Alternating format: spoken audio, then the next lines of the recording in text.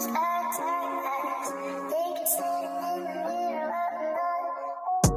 wake up again, but it feel like I'm dead. I don't understand how you could feel this way. I don't wanna move, so now I'm in my head, and I'm not sure if I'll see another day. Won't be long before I'm leaving it. I don't want you there.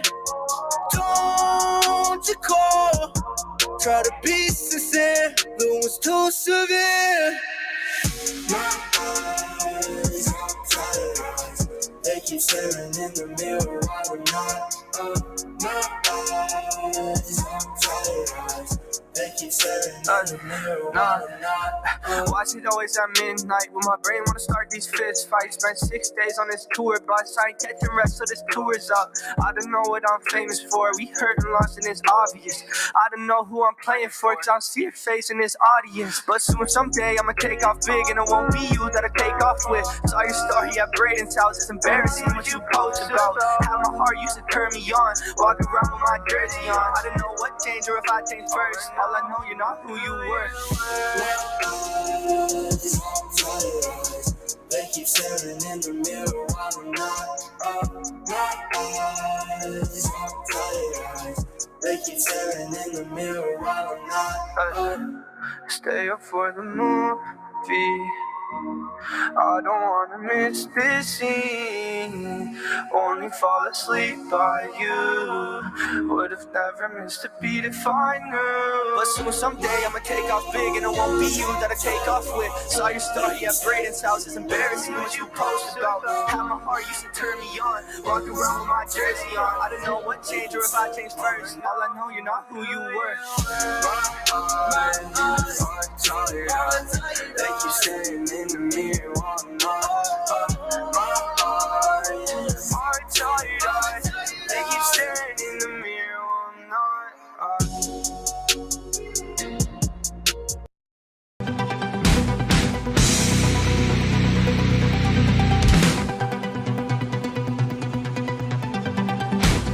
The Morning Fix live radio show will begin shortly. For your best news coverage and commentary, tune in daily at 10 a.m. Eastern Standard Time on The Morning Fix.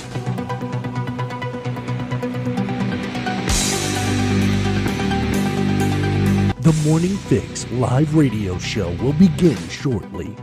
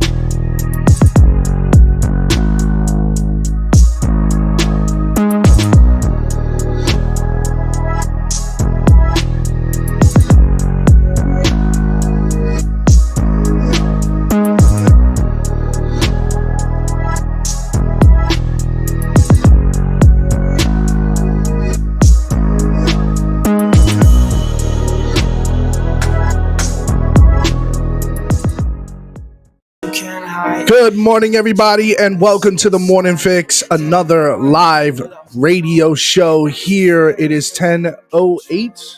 Yes, it is 10:08 Eastern Standard Time here in New York City, 9/29/2022. It is 60 degrees here in New York City. Some quick news updates here. Millions without power as Ian surges across Florida. Biden declares major disaster. Death toll remains to be seen, but they are estimating in the hundreds, expected to be in the death tolls as of then. According to NBC News, we have a Category 5. It is moving through Florida, but now it is moving to its next destination. And that Category 4 now in Florida, in the eastern to the western, has now elapsed to a I think it's a tropical storm at this point. Also, Biden warns oil industry not to raise prices as Ian sweeps into Florida. Yeah, good luck with that. After Ian's wrath, Cuba grapples with cleanup effort and power restoration. This is just a crippling hurricane that has just been ripping and wreaking havoc through the Caribbean islands. Also, in other news, Russia says Putin will formally annex occupied Ukrainian regions at ceremony on Friday. Biden White House preparing to take executive action to protect DACA dreamers, of course. Of course, wouldn't expect any less. Coolio Gangster's Paradise rapper dies at 59. The details about that death in Los Angeles. Coolio, known as Hit, is including Fantastic Voyage and Gangster's Paradise, has died at age 59. His manager confirmed on Wednesday. Coolio, whose real name is artist Leon Ivory Jr., had a music career that spanned more than 3 decades. As far as what I know now is that he was at his friend's house and was in a bathroom and had a heart attack. Manager Therese Posey. Additional details were not immediately available, and the family would like to remain quiet on the rest of the matter of that, remain private. In other news here, we have Chief Roberts in the spotlight as Supreme Court tackles race cases. Of course, Trump's picks for governor in Michigan is left to fend for herself as money dries up. And that race in Michigan, it is literally getting heated up right now. There's some really back and forth, and they're discussing where and when to have that debate. But Governor Whitmer currently is doing the okey doke in hiding. Republican challenger in Nevada Senate race refuses to fight or to back FBI, calls it far too political. And that's what I got on the top of the headline news here on the Morning Fix Live radio show. It is time to get this show started. We'll be back in just a second.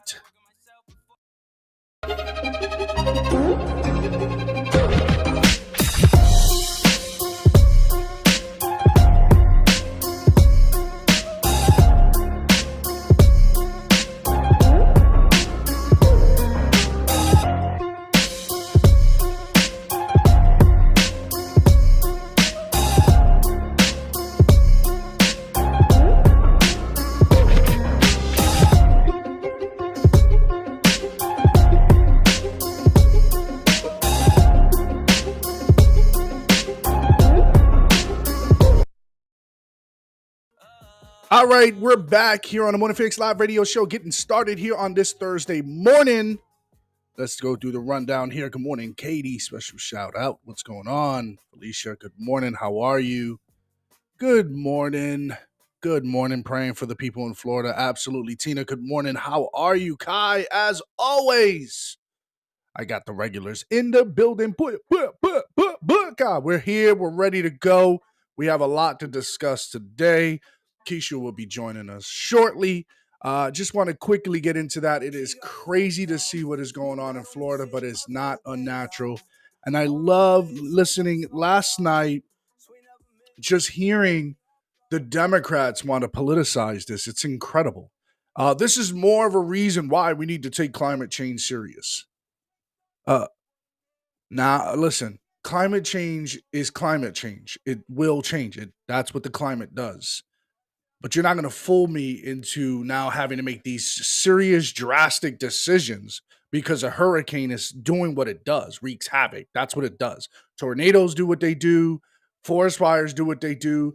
You guys can think that you can control whatever you want to control, but you're not going to fool me out of my wallet with that. Not in a catastrophe like this. And I've said it before and I'll say it again. You have to be ignorant to believe that climate change doesn't exist, but you have to be arrogant to believe you can do something about it. So please, anyone who wants to push this climate change nonsense over what's going on right now, tell them to reconsider where their thoughts should be. Their thoughts should be with the people, not with political rhetoric. And with that being said, let's get Keisha back in here. Keisha, good morning. What it do? Good morning. How's everyone? Good morning, party people. How is it over there in the great state of Washington?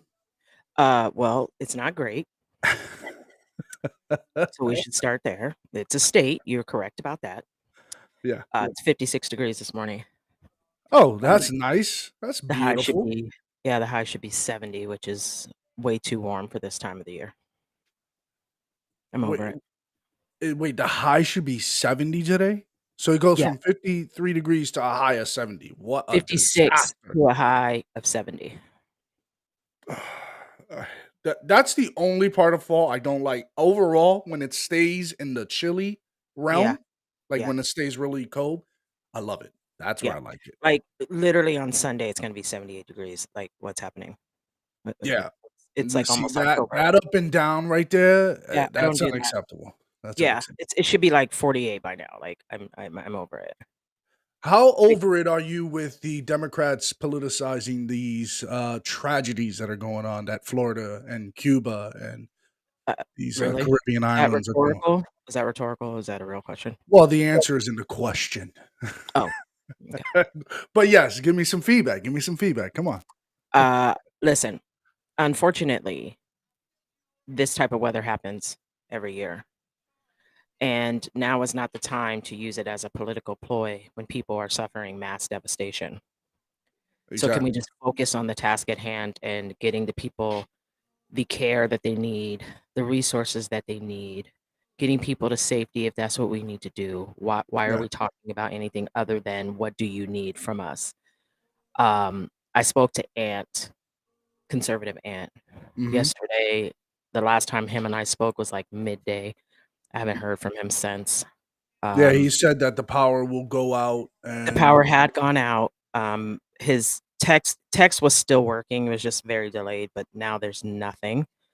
He was in the direct line of it in Fort Myers, so needless to say, my nerves are completely shot to shit. I'm just well, waiting to hear. if everybody is in here and knows who Conservative Ant is, just drop a message in. He'll get it eventually. Just say, "Hey, we're thinking of you. We're hoping that everything's okay." He They did were warn us. prepared, He but did warn us that he was going to be blacked out at some yeah. point. Yeah, and they were prepared as much as you can be prepared, I guess, at this point, you know? You just never Yeah. know until it's there. And we need to get all hands instead of the political rhetoric. We need to get all hands on deck to make sure that those people are rescued and people are reunited with their family members or with a family member, whether alive or deceased. But it's very hard to do that, Keisha, when you have this guy doing certain things that I think people are losing so much more confidence. Check this out. Moment at the White House today, President Biden gave a shout out to a congresswoman that he thought was there. But one problem, she died last month. President Biden is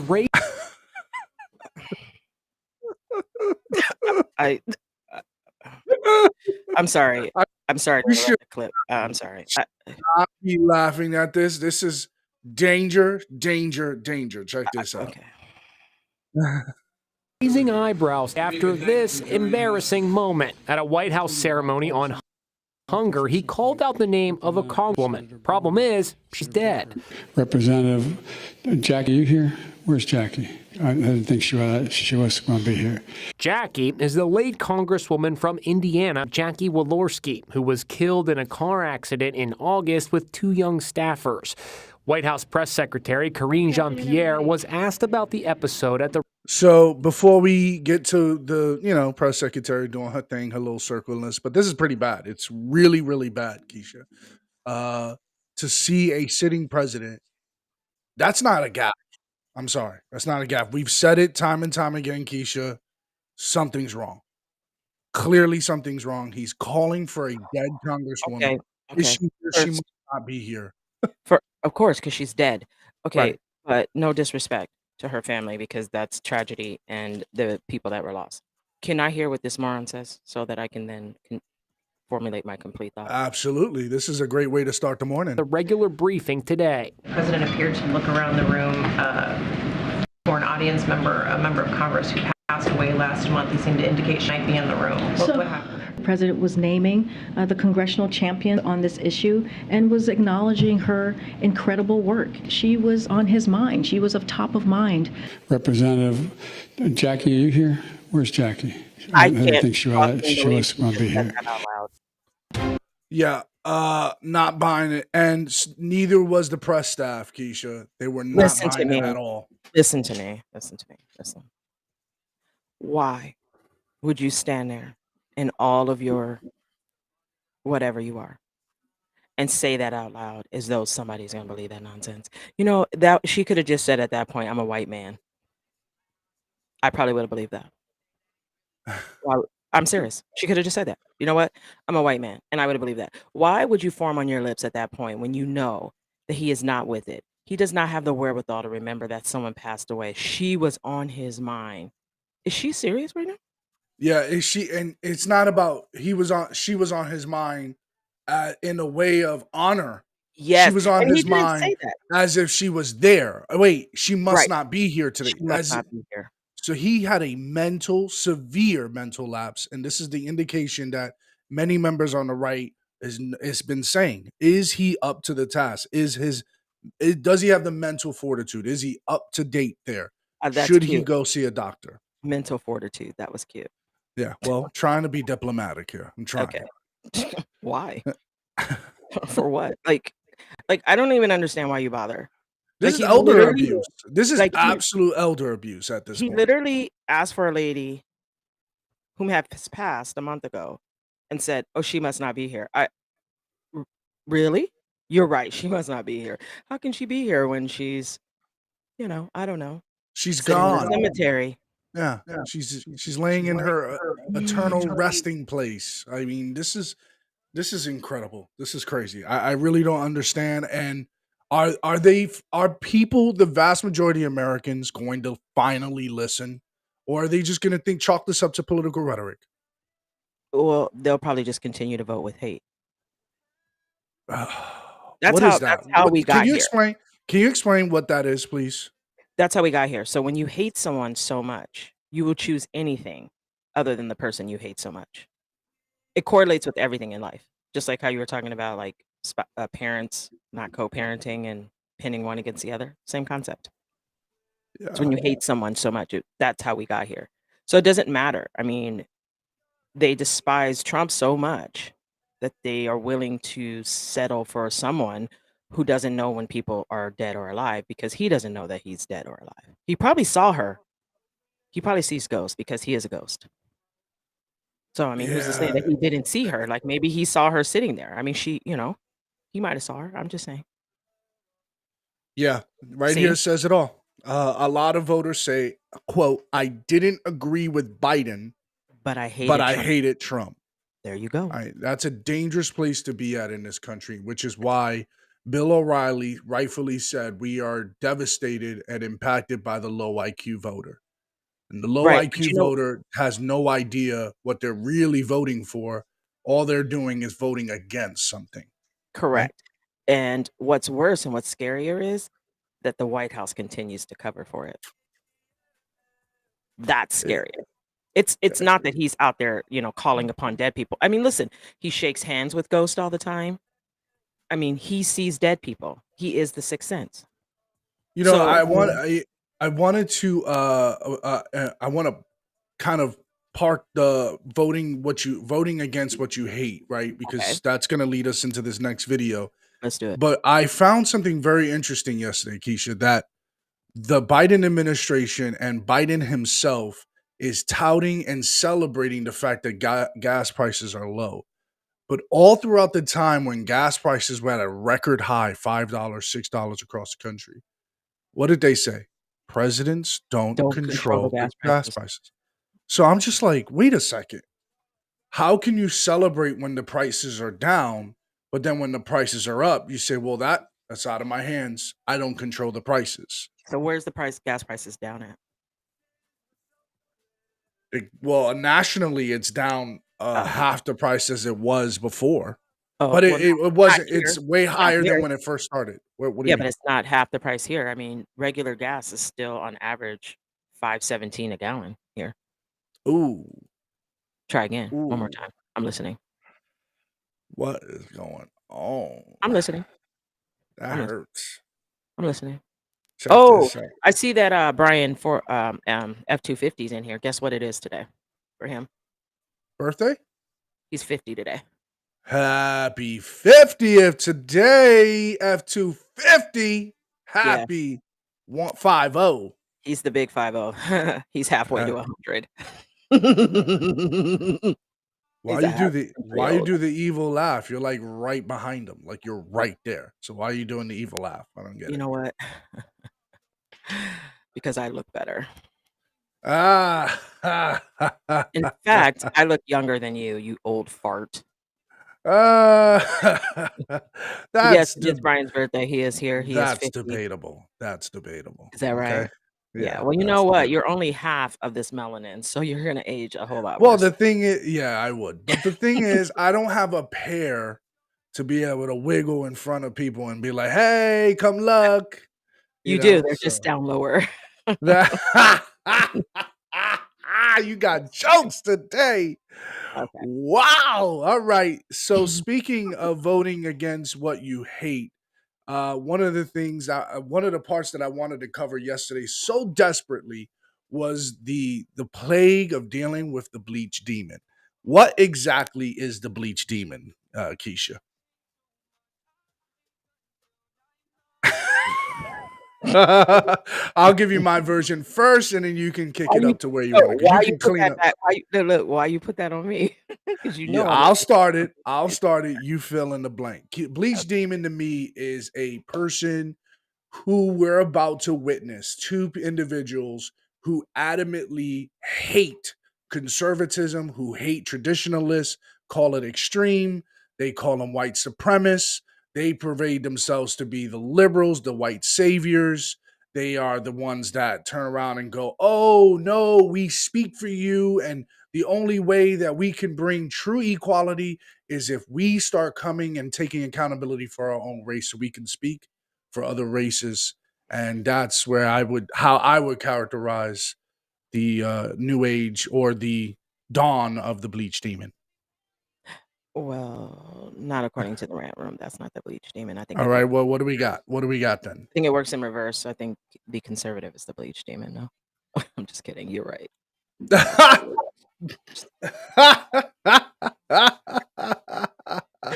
You're absolutely right. So wait, it's supposed to be the way they see conservative white people who wait, so conservative white people would be considered the bleach demons. Yeah, I always tell people if you ever want to know what anything means, just go to the rant room. It'll give you a clear definition of where you stand. I mean, if you go in the rant room and you see a hat that says snow roach, bleach demon, cooning, that's the inclination that you are those things. Right, because you're the hated part of what the country deems should be.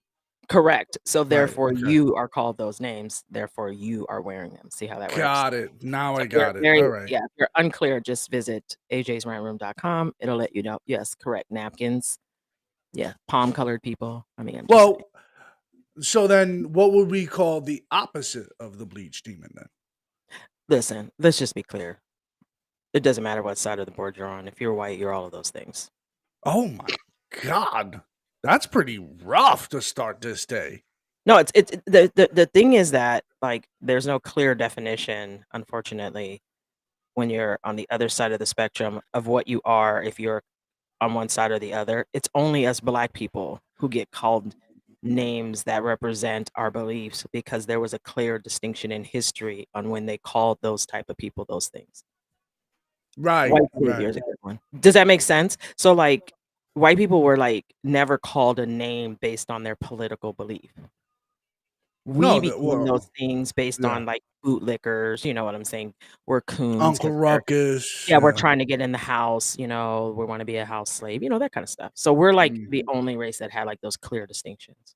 Well, here's how I guess that self guilt, that white guilt Yes. that Shelby Steele has talked about, it's Yes. all over this next clip I'm about to play. Check this out. This is Let's this clip of these two individuals here about to uncover the quote unquote scandal that is with Brett Favre and the welfare scheme. Oh goodness. And I want to get your point of view on that. Okay. I guess your mind on how you would dissect that issue. All right, let's look at this. Um, You well know that I have been diagnosed with colon cancer, and I'm very soon going to be going through surgery, and there will be a time of convalescence, there'll be a time of recovery after that surgery. And because YouTube is my job, YouTube is our job, as well as the podcast, Brittany is going to step in for me, and we wanted some time, some acclimation time for you to get used to her. And I mean, you might prefer her over me. So maybe that's a little fear, a little insecurity within me. But last time on the show, when I had her introduce herself, there wasn't a lot of explanation as to who she is. A lot of people know that we host a podcast together. A lot of people know Brittany is my wife. But they were bummed that they didn't get any more biographical stuff about Brittany. So without further ado, Brittany, introduce yourself to the audience. Okay. Well, first, I'm dressing like you, so I'm trying to really take on the role, take it seriously. Okay. Aside from that, yes, I host the I Doubt It podcast with Jesse. Have been doing that since 2014, I believe. 2014. March 11th, 2014. That's the exact date that Why, I Brittany? don't remember, but Why? good for Jesse. And This is so funny. I have a Master of Science in Clinical Psychology. I'm a licensed marriage and family therapist in the state of California, as well as here in Washington, D.C. You might be thinking, a therapist who talks about politics, that seems strange. I don't think it's strange. Therapy is political, and I think it's important for therapists to be active with social justice activism to try to make the world better for those issues that people bring into the therapy room. So that's important. And all of that starts with politics. Yes. Yeah. And improving health policy and public policy. So that is my educational background. As far as my political awakening, Here I it guess is. we could say, I was raised in a white supremacist household in Idaho. My parents. All right. That's what. So I played all that, Keisha, for context, so you can get the feel how cringe this is. I just wanted you to see the entirety of it. But there, I want to stop there. Why do white people do this?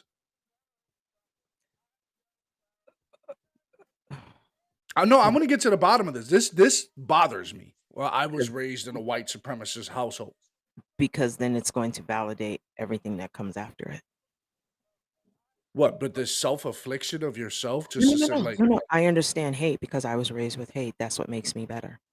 No, you know what that does when she says that to me? You know what I hear when I say that? what's that? Oh, you're good at manipulation. So not only are you a therapist, you're a white supremacist in hiding. She's dangerous. Ooh. Helps them with the low-level minority IQ voters. No, think about It's- it. She's dangerous. She's not only a therapist, but she knows the laws of the land when it comes to hate, white supremacy, how they think, how they move. It's like a serial killer kind of thing. Yeah, And now what she's done is she's studied the mind so she knows how to manipulate it. Yeah. Know how to come alongside. Look, I'm your friend. Mhm. Look, I can show you what hate Mhm. looks like. I Mhm. grew up in this hate. Mhm. Yeah, I understand it. I was raised in it. You are it. Yeah. It You it's see bothersome. how she sits there very smug?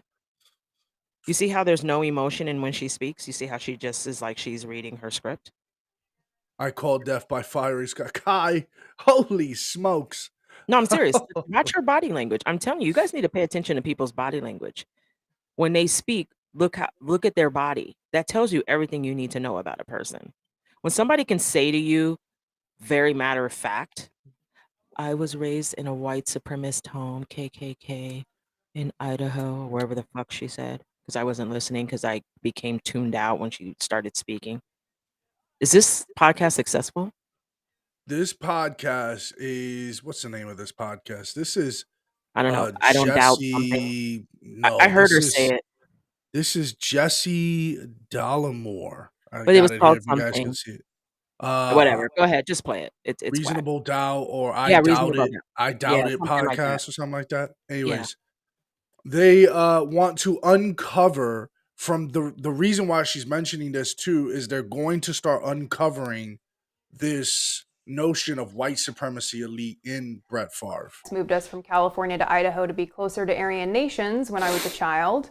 And so I grew up in a radical right-wing white supremacist cult. And okay, so I want to address this too because I'm sick and tired of hearing this. Most Aryan, radical white supremacists, we all know based on history, they were not right wing. We know. Why do they keep saying right wing extremist? I don't understand. And they go and even Vox, liberal Vox, has cited where the origins of the KKK, the white supremacy movement came You, from the liberal Democrat Party. Why you, do they keep doing this? because it fits the narrative, like Brian just said. Not only that, you do recognize that white right-wing extremist is new, relatively new. The term No, itself. no, it's no, it's not actually. It comes from the Hitler thing, right? The Yeah, right but wing. yes, but it's the way it's evolved, like the way the terminology in which the way they use it today is not the same as it once was. That's why they attack it to this extremist KKK racist nonsense. Yeah, To yeah, to break you, does that make sense? To yeah. break it and make you as a Republican racist. That's how come we get called coons.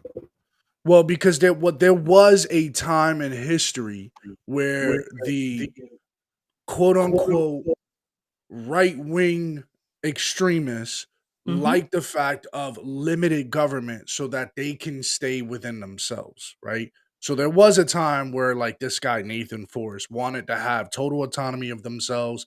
Hey, we want to be segregated. Hey, we want to be separate. That was the leader of the KKK movement. We Right. like this. We want to stay separate. And they were deemed right wing because they wanted to demonize the right wing, even Correct. though despite the fact that they historically voted Democrat. Democrat. It's incredible to me because again, how could you be the party of law and order when you didn't deal with this? Yeah, okay. I get that's the internal, deep-rooted indictment towards the Republican Party.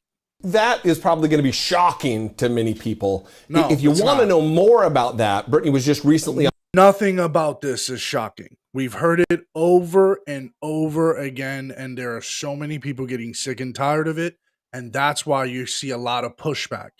Stop spewing this dirty, nasty narrative. This disgusting. Right, and you see, even if you look at her, she still looks like she belongs to the Aryan Nation. As she look at her. No, I'm serious. Yeah, Look I at her. see. Yeah, if you Yeah, look I at her, see. she still looks like she belongs. Not only that, look at who her husband is. But we should be shocked.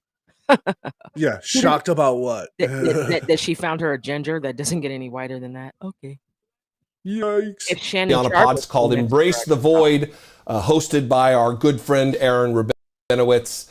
If you'd like to learn more about Brittany's journey and into and then out of virulent white supremacy, go listen to that episode 250 of Embrace the Void. The link will be in the description below. Sorry, go ahead. Yeah, so because of that background, I have a particular interest in Christian nationalism and the white supremacy that is popping up all over the right now. Very common. Yeah. So if you have other questions. And now, I will say there is some form of white supremacy today shifting that way, but that's political.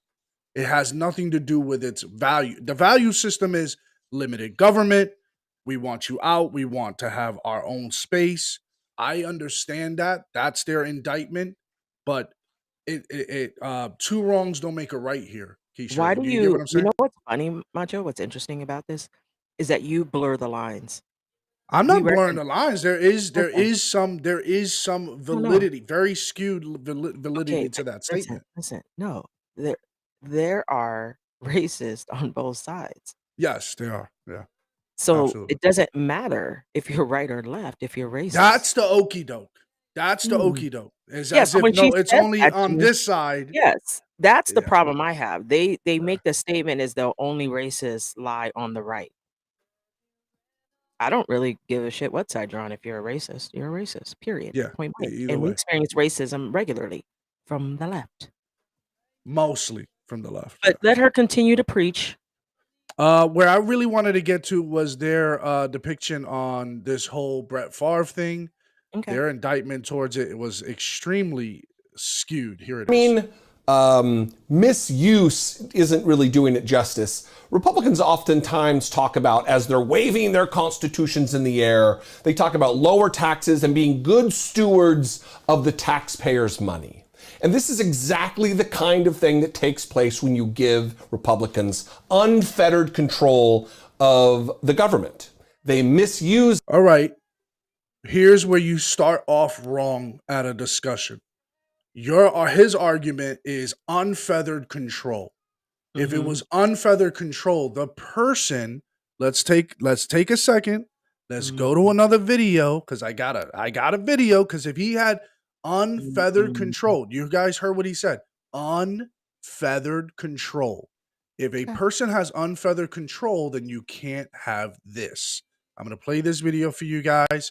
John Davis is one of the guys who was the head of the welfare system that was signing off on some of these checks, whatever, dispersing this money. Here's what happened to John Davis in the state of Mississippi. You saw today the former director of the Department of Human Services, John Davis, was sentenced to 32 years. It's been justice delayed, but not just denied. John Davis has been sentenced to 32 years, and he pleaded guilty. John Davis, who was the head, who was the if you look at the pyramid of this whole thing, he's at the top of it all.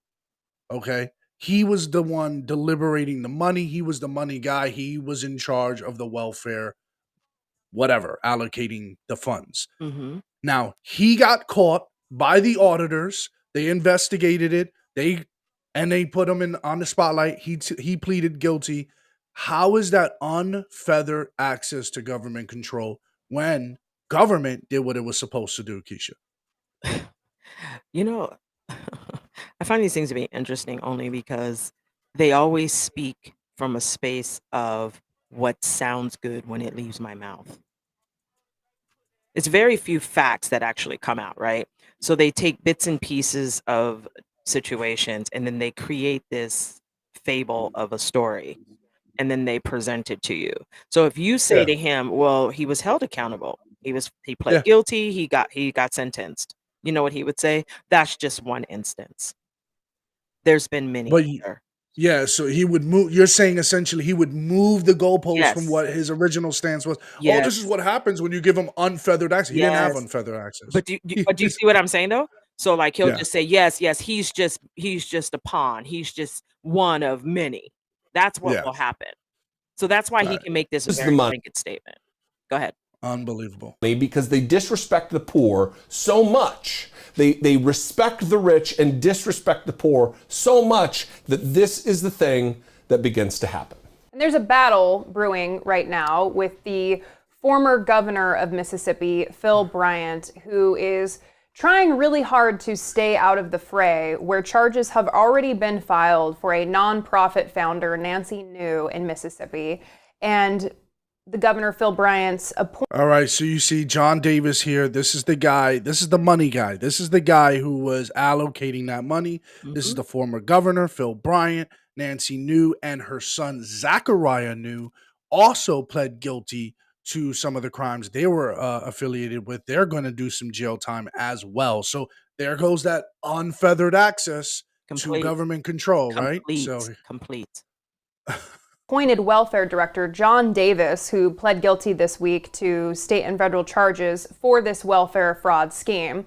So you have two people brought up on charges, John Davis, Nancy New, and they are working with the government. And by the way, I will say this, Keisha, if they did this kind of investigative journalism in the Board of Education, they would realize just how much money is laundered through that. My jaw would not drop. I would not lose any sleep by knowing the number of it too, because I know they're laundering money there. You assume they don't know.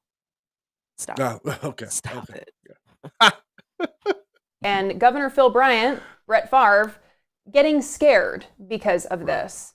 And so Phil Bryant going on the offensive here, according to reporting from Mississippi, attempting to shield further texts from being released. Now, according to this reporting, reading from the article, former Governor Phil Bryant has publicly produced dozens of text messages in an attempt to prove he was unaware that former NFL quarterback Brett Favre was using welfare money for his volleyball project. The court documents filed Friday come within a court battle between Bryant and the attorney for nonprofit founder Nancy New over whether Bryant should have to produce any more of his communication regarding the welfare-funded volleyball stadium. In response to a state civil complaint against her, New alleged in July that she had the approval and direction from the governor and other welfare officials to make the allegedly illegal purchases. Bryant now objects to turning over any more records that New's attorney has subpoenaed in order to argue New's defense. And why would he not want his text messages out there? It's because they are going to implicate him. There needs to be more. All right. Another issue why I have problems with people speaking in certain legality terms. Now, I'm not going to pervade myself to do it. What I learned is that wherever you can spew a story, I've even heard rock solid prosecutorial stances, and they say, well, this is why they're guilty. You will hear, you will see, and this whole beautiful layout until you hear the defense. And when you hear the defense, you're like, where the hell am I supposed to stand? You have to wait till what, Keisha? Both sides. All the information is out there. Here's the thing, though, what people don't understand. Is that a black man behind him? That's Martin Luther King, yeah. Oh, interesting. Oh, man. I think that's an interesting background, but okay. What people don't understand is that the burden of proof is on the party, the state, yeah. Plaintiffs, whatever you want to call it, right?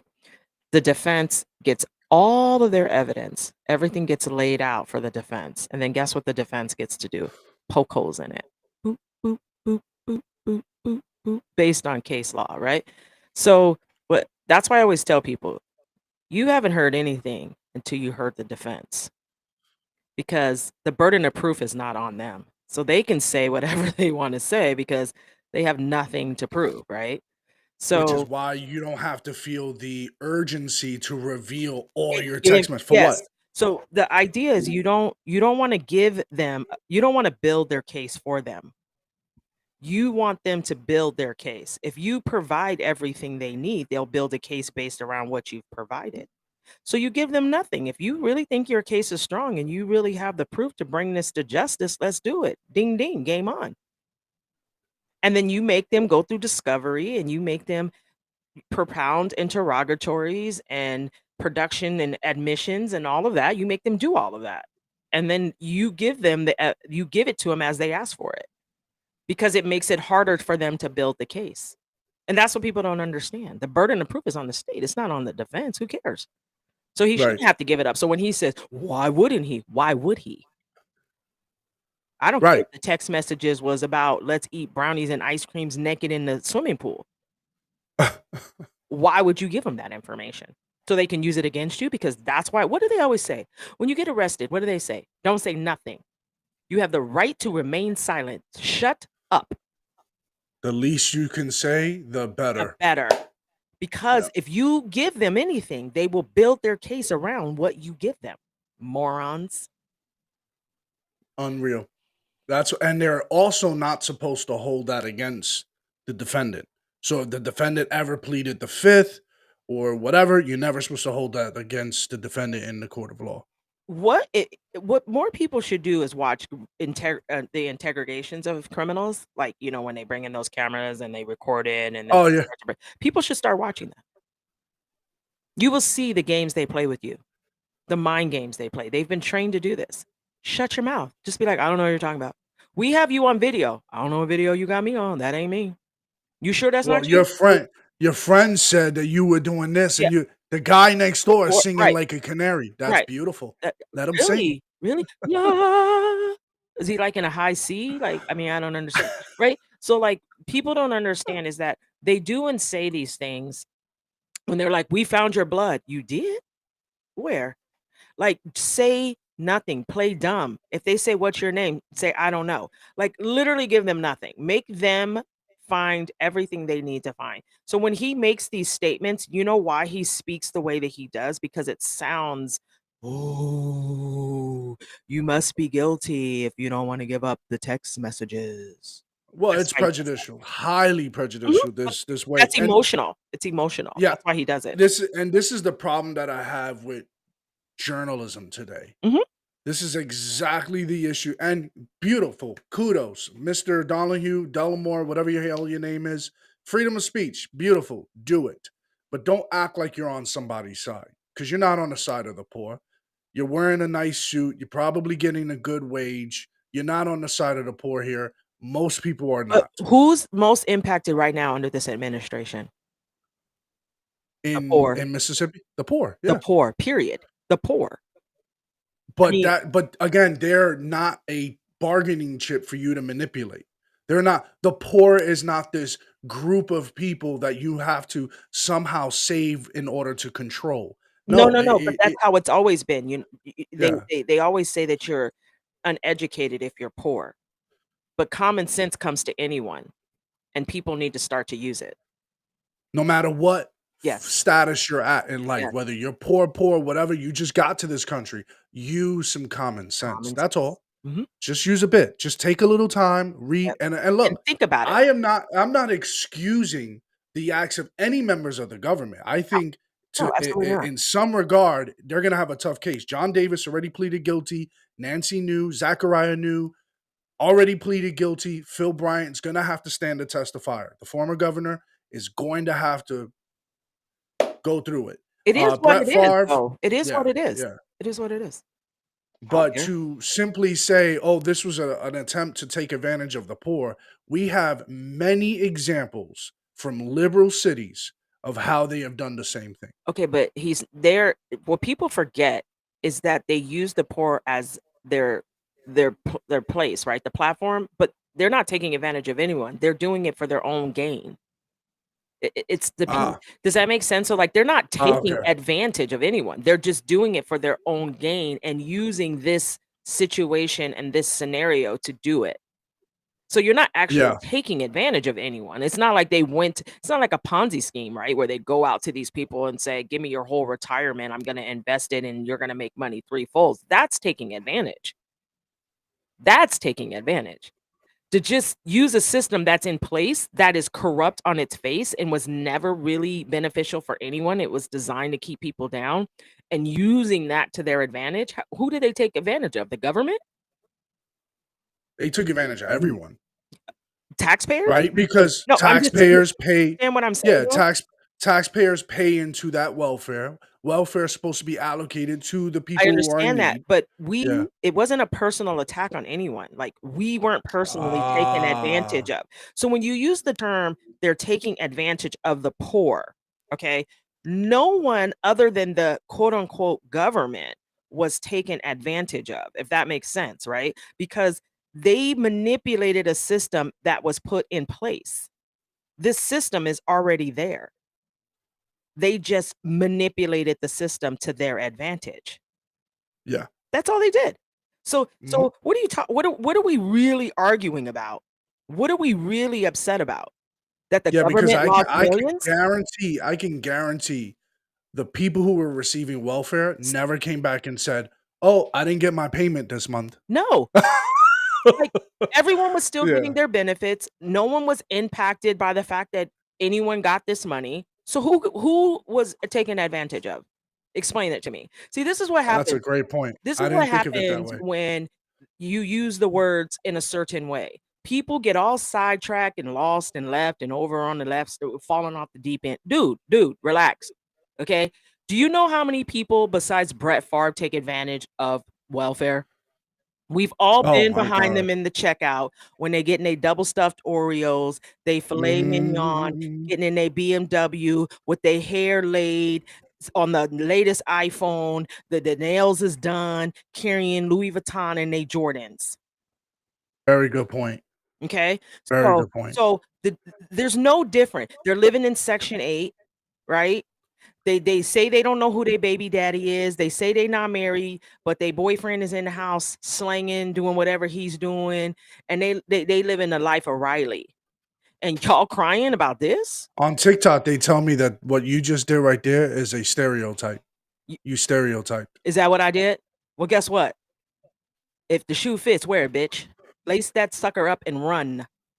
That part. Because at the end of the day, we're talking about a situation that is happening every single day. The only difference is now these blacktivists, these people who are on the sides of the poor, supposedly, okay, now they're going to take this quote unquote rich white man who's Republican and all these Republicans, and now they're concerned because it fits a narrative that they need right now. So let's all be very, very clear. The poor were never taken advantage of. No one, no individual was taken advantage of. The system was taken advantage of. Wow. That is a great perspective of that because it neutralizes it. Yes. It turns us stop looking at each other. Yes. It starts looking, hey, maybe we need to fix the system. Yeah.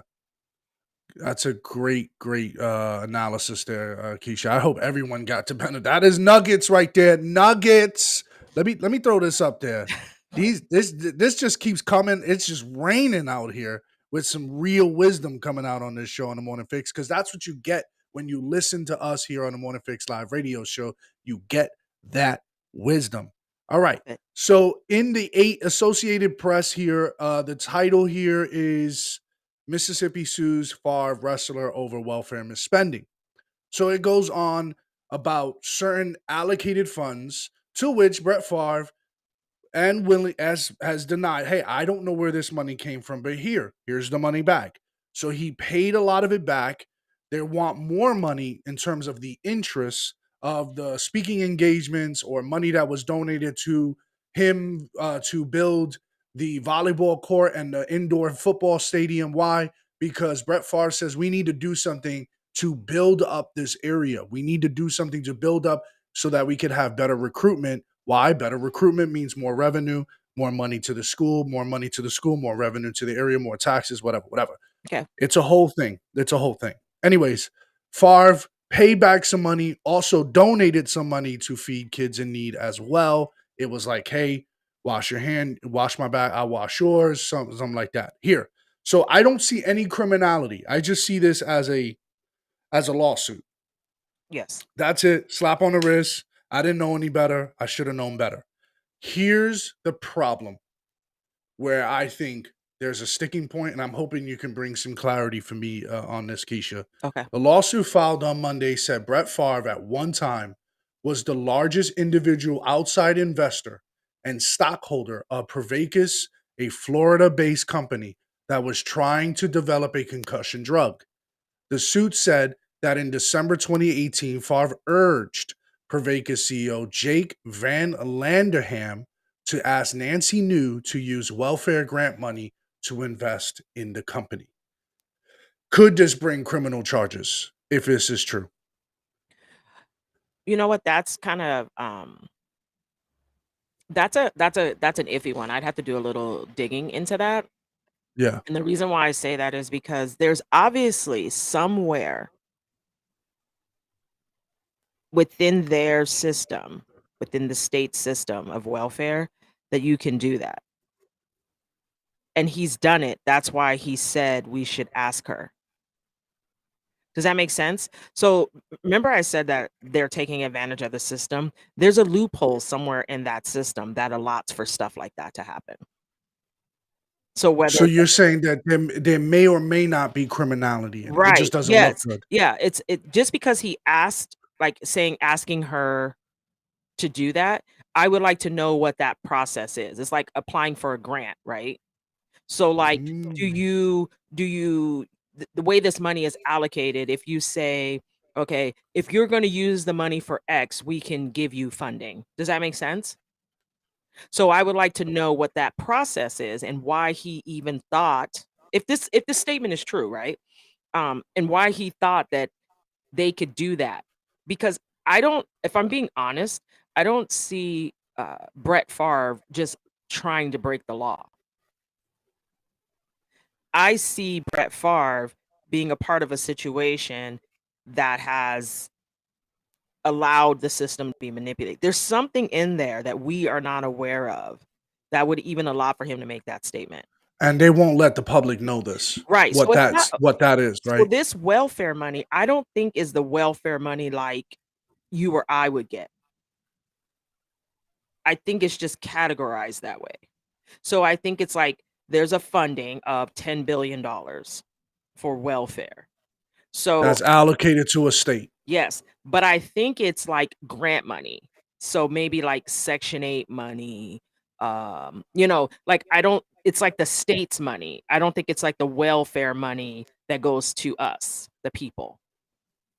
Mm. Does Yeah, that make we have to sense? do some more digging because Yeah. this is where, because the way analysts are saying this, they're saying, well, it's probably because of the money he used to build a volleyball court for his daughter, which again, whether it's for his daughter, the volleyball court's not going to go with his daughter, Right. right? Right. So it's going to stay there. Right. The volleyball court, the indoor facility for them to play football, so they can be able to recruit what Brett Favre initially wanted. Here's what Brett Favre wanted. He wanted Jackson State's Deion Sanders Jr. To be recruited to another school in Mississippi, the school that Brett Favre went to, and lost in recruitment because obviously Deion Sanders Jr. wanted to play for his father. So they wanted to say, hey, this should be the example as to why we need to beef up this school so we can have better recruitment options. We have to build up this school. And if anybody knows anything about, I immediately in my head thinking revenue, thinking money, Jackson, Mississippi is a very low revenue area. Correct. We're talking about poor of the poor, the worst of the country. You can't just put buildings there and nothing around it is bringing people there. Correct. So what do some of these low income areas do? They put colleges, universities there. Why? To bring Because the it money. brings sports. We see it in Michigan. We see it in places like in Spokane, Washington, Gonzaga. There's nothing out there. Nothing. You got Gonzaga State playing it. There's nothing there. But Yeah. people will flock there because they want to go see this team play. Oh yeah. So it's those are just examples of what do you do with the middle of nowhere? Put a university. Go to school. Put a football team there. Yep. Yeah. And that's Bring athletics because that brings boosters. But that's why I think that like I don't like want to speak too much on this because everything that I've seen is very surface. It's just, I mean, even the headline is very surface, right? It doesn't really Oh tell yeah. you much. So for me personally, I would like to know because I don't see Brett Favre just being a criminal, right? He's and the way everything is worded, it just gives me pause. I mean, he's worth $100 million. He doesn't need Mississippi to do it. He wants this to be a collective effort. But the media wants to demonize because here you got a white man and they're just experienced a water situation that was a debacle. Yeah. What's actually happening there that the media chooses not to talk about is that the mayor of Jackson, Mississippi, a black man, right, Yes. is working with the Republican white governor of Mississippi. They're working together hand in hand. They're literally spoke in the same podium. Says, hey, I'm glad you were working together. Why don't we celebrate the two parties coming together in that state? So when you say that, I'm just going to remind you of one thing. When like Russia that and contention. Ukraine was going around, right? When that first popped off, what was playing on our TVs? Johnny Depp and Amber Heard. Two actors acting in court, right? So what's happening right now? Brett Favre, a name everyone knows, is they're pretending to wrap him up in some scandal. It's going to be interesting how it plays out. While the two people who no one thinks should be working together are coming together to improve Jackson, Mississippi. See how that works? Yeah. And probably have a long-lasting effect because they're going to fix the water supply there. Yes. But And do I you think see this how is that also works, going to though? lead to something bigger as Yeah, well. but do you see how that works, right? The narrative is white man bad. So we're going to find every bad, rich white man, and we're going to tell the world about how white men are bad.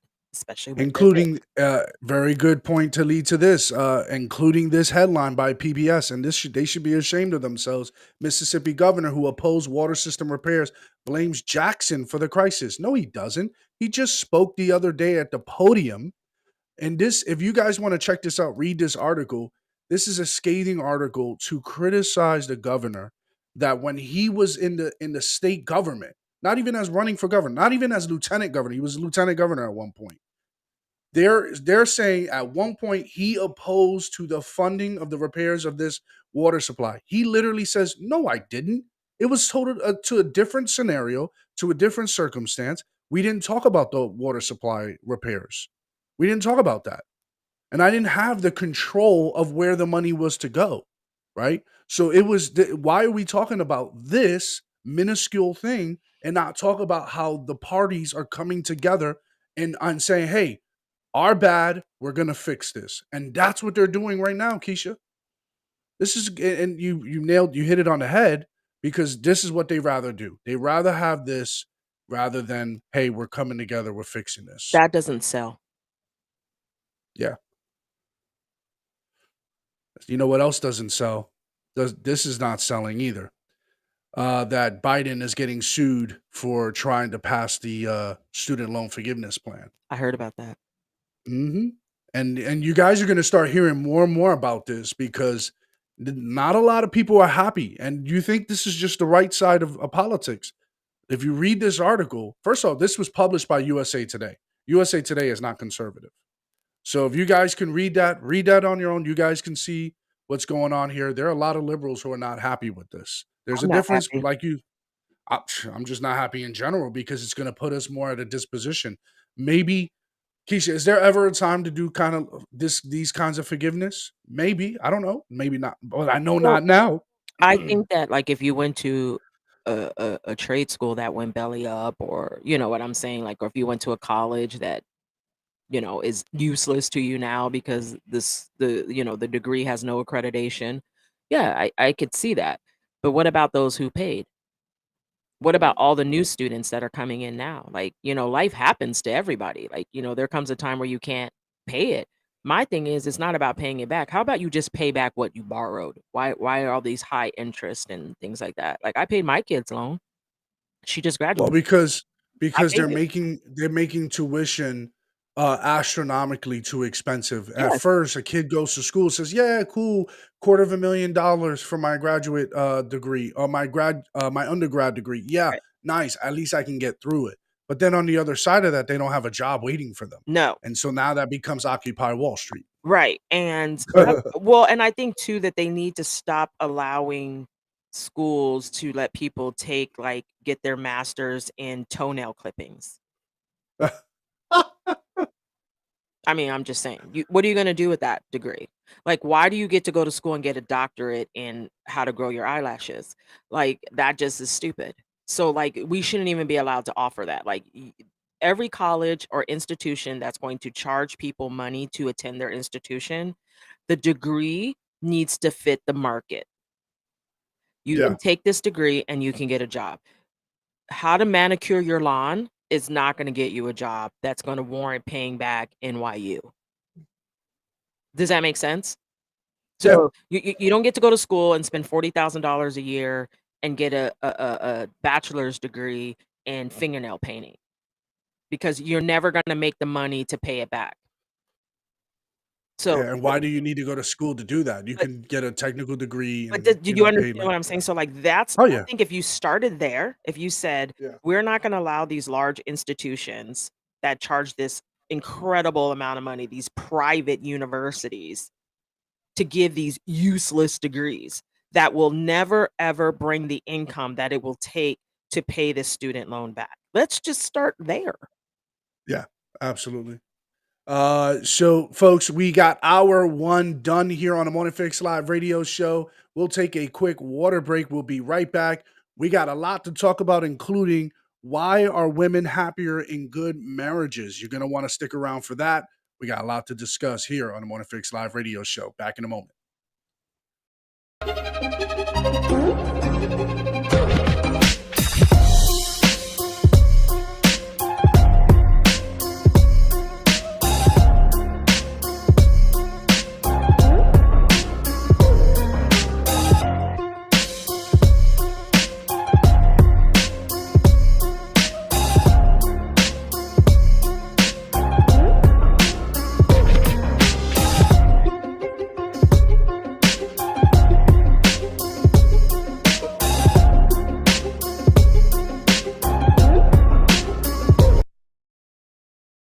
All right, folks, we're back here on the Morning Fix Live radio show, and our hearts and prayers go out to those who are suffering in this Hurricane Ian on Florida. They've been devastated. They've been hit hard. It's been wreaking havoc. Winds upwards up to 150 miles per hour.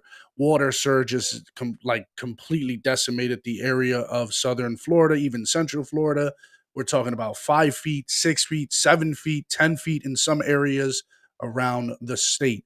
So if you know anybody there and you're trying to get into contact with them, they have lost power in multiple areas around the state. Hopefully, we'll get in contact with them soon. So we'll keep updates on that hurricane as this show progresses. We're talking here in this segment. We're going to be talking about how women are much happier in good marriages and the regrets that existed around women who have pursued career over family. We're going to talk about that. Is it better? Is it not? Are women supposed to have children? Are they not supposed to have children? What the benefits of having children versus women who regret having children? We're going to be talking about a whole lot.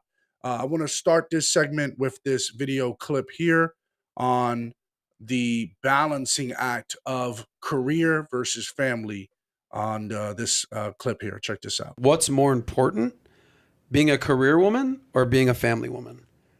Is that a fair question?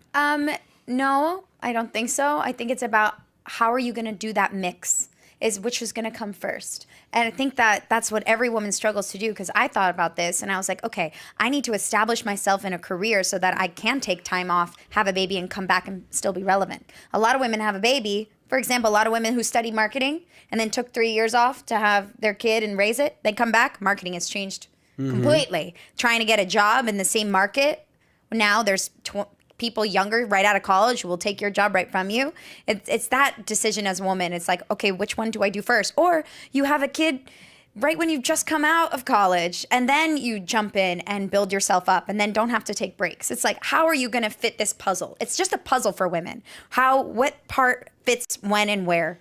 It's and then the guy, and when does that come in? The guy's kind of important here. It's what you want out of life. Your partner has a huge tool to it, right? Is your partner always busy and working? Do you need to raise a kid completely by yourself? Right. Does your partner not work as much, like allows you to work more? It literally depends on what you want, but you can create the life you want.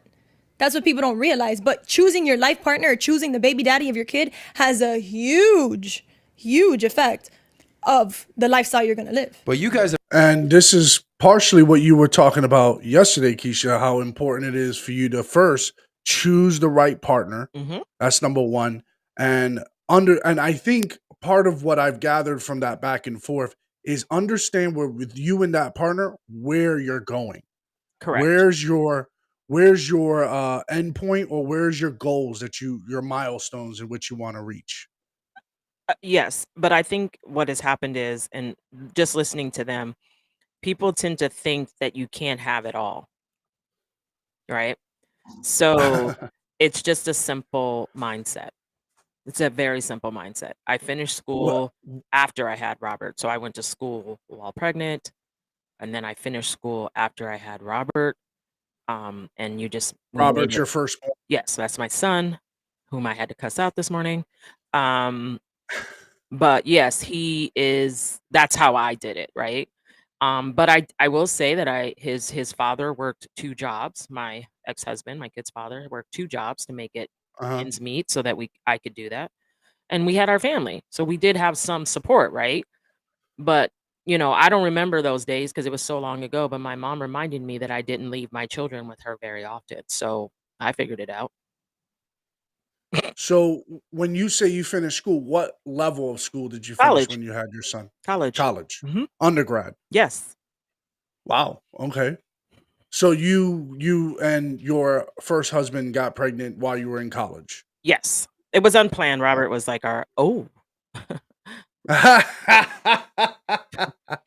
This is what happens when we Wow. get together. Okay. I guess that fun time on the toilet produced this kid.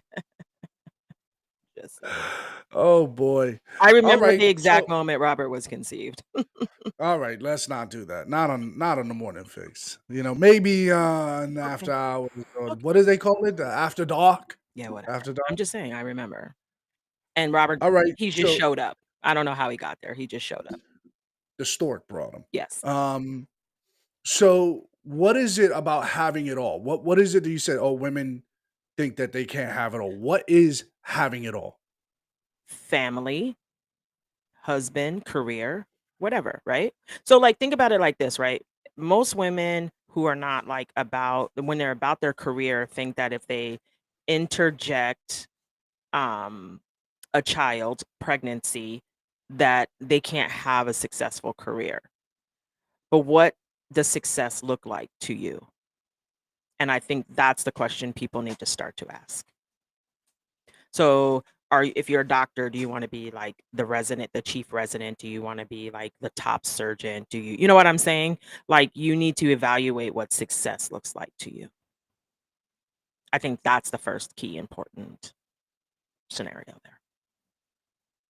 And what you're simply saying is success could mean many different things. It Yes. doesn't mean like, oh, just have a college degree, Yes. have X amount of money in the bank. Yes. It could just be, hey, the amount of kids we have is a success. Yes. The amount of kids we put through college is a success, No, right? no. We raised a happy, loving, healthy family. That's success. Yeah. We raise like good human beings. AJ, I'm not allowed to elaborate. Not here. This is let's have our bedside manners because everybody's on the road, waking up, drinking coffee. We'll get spicy in a bit. It's fine. But do you So understand what I'm saying? So like when I say that, I don't mean it like very literally. I mean like if you had to say to yourself, what will make me happy? What will be successful in life? Like for me, success looks like traveling all the continents. That to me is success. That's life. Who cares? Like when you die, you what do you with or without your children. both. It would be nice to do it with both, but I've raised, independent little people, so I'm not gonna like wait on them because they'll be like, I don't feel like it. I want to go to this. Okay, bye. So yes, I would like to create those memories with my kids, but I'm saying like at your funeral, like I always say, success is the great things that people say about you. So what would you prefer people say? He was like the best doctor ever. He dedicated all his time to being a doctor. You see what I'm saying? Or would you Yeah. like for people to stand up and say, this man, even despite his career, he raised amazing, beautiful individuals. He used to come and mow our lawn every Sunday. When my dad died, you see what I'm saying? So like you need to like So success is measured by what would people say at your obituary, is I what you're think saying. so. Okay. Because no one's gonna remember how great you were, like as a doctor. They'll forget. So if you think that your value is in your career, success, whatever that looks like to you in a career, you're sadly mistaken. Because if you fall dead at your desk, they're gonna push you out of the chair and put someone else in it who's better I and greater than like you. this. I really like that point because who knows you better than your family, Yes. right? Mhm.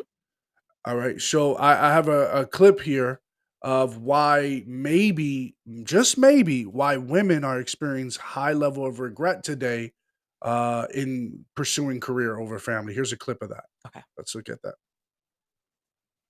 With more fuel in the heated debate over work and family, dropped by one of the big power players on Wall Street. In a moving op-ed in the New York Times, former Lehman Brothers CFO Erin Callan opens up about the regret she feels for putting her career ahead of her personal life.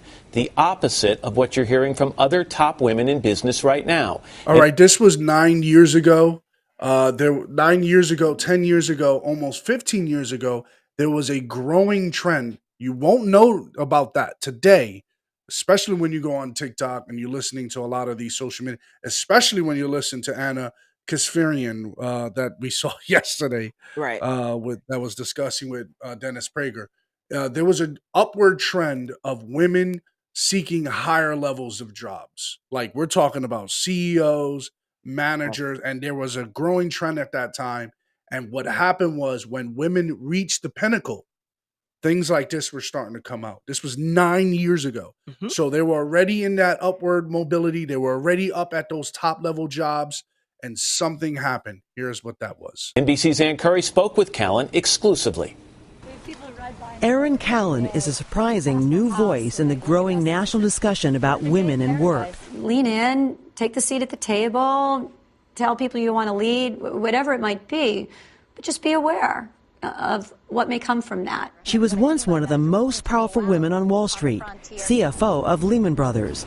She completely disappeared from the public eye after the bank's demise and says she still can't discuss it for legal reasons. But in this exclusive interview, she is adding her voice to the ideas of Facebook COO Sheryl Sandberg, presented in speeches like this commencement address at Barnard College. Do not lean back, lean in. Put your foot on that gas pedal and keep it there until the day you have to make a decision, and then make a decision. Was there something in the message that Sheryl Sandberg was sending out that sparked you to want to speak out now? Yes, and also in terms of some of the reaction to that message. And I would probably look at myself as someone who lived that message. And I did achieve great success in my career.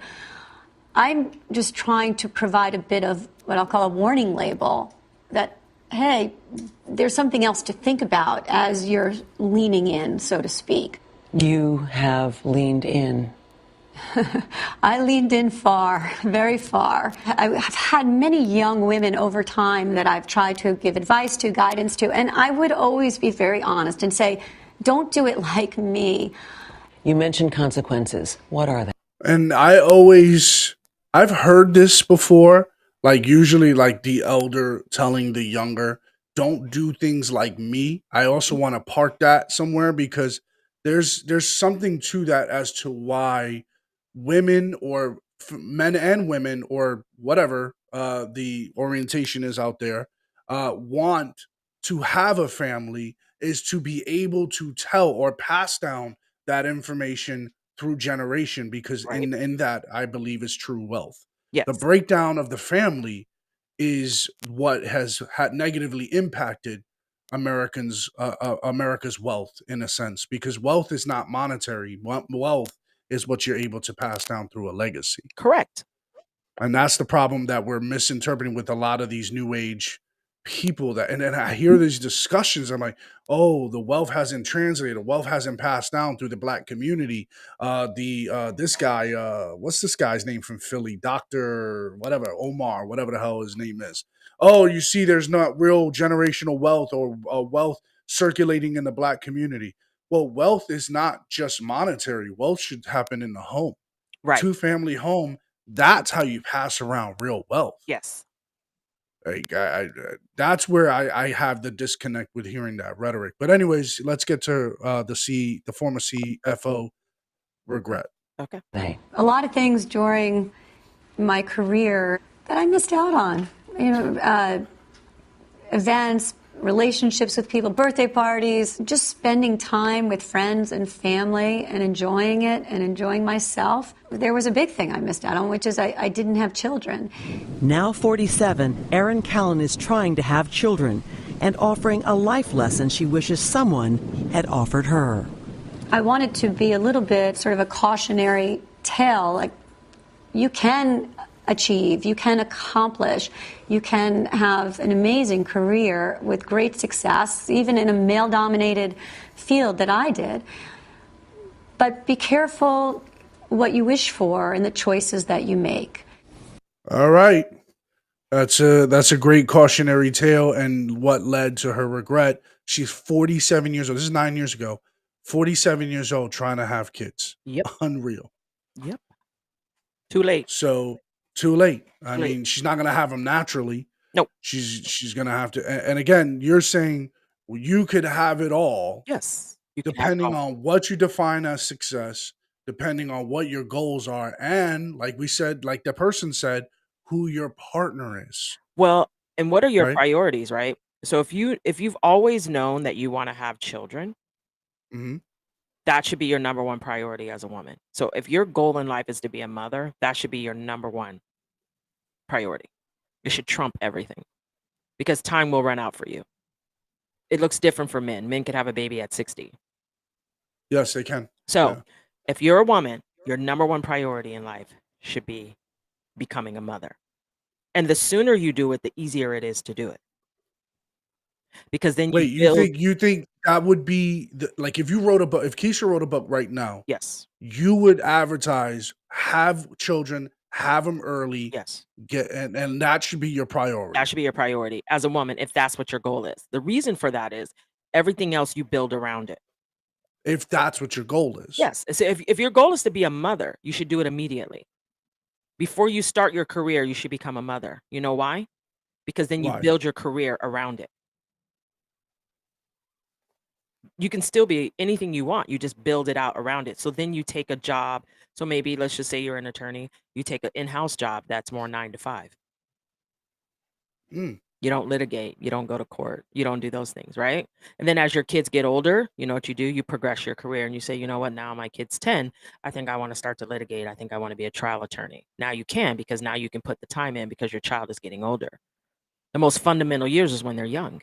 So you want to be around for when they're little and developing. Especially when they're young, Yes. when we're seeing a lot of these sexual assault cases Yeah, where you the wanna mom nurture is when out of the home. right, you wanna nurture when they're Yeah. young. Does that make sense? And then you build your Right. career out from there. You build out from it. So you allow the career to become secondary to the home, to the child, to the family. Because at the Yeah. end of the day, your career could be here today and gone tomorrow. I mean, there's a lot of people who start a job, start a career, and then 10 years in is like, "I hate this." But you made all these Yeah. sacrifices for a career you don't even love and doesn't love you back. I mean, like she said, she missed out on birthdays, weddings, all these family events. Yeah. For what? Do you think that gen the I guess the overwhelming thought process for a woman is to ultimately have the ones who don't have children, who put career over family. Do you think 9 times out of 10 or more often than not, they end up regretting that decision? Yes. Yes. I mean, I Yeah. think a lot of times, like, we like to tell ourselves, "Well, it's okay if I don't have kids. Oh, I don't really want kids." And there's some people who really don't want kids, and that's fine. I mean, it's not a big deal. Then you just live your life accordingly. But I think at any point in your life, if you wanted to have children or you want to have children, that should be your number one priority, period. Yeah. Period. Yeah, Nothing I should have supersede that. And I think that we've created this world of things and needs and necessities, and we've made people believe that you need to be successful in a career.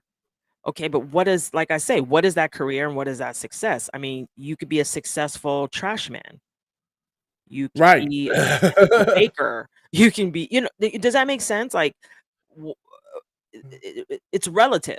Success is relative.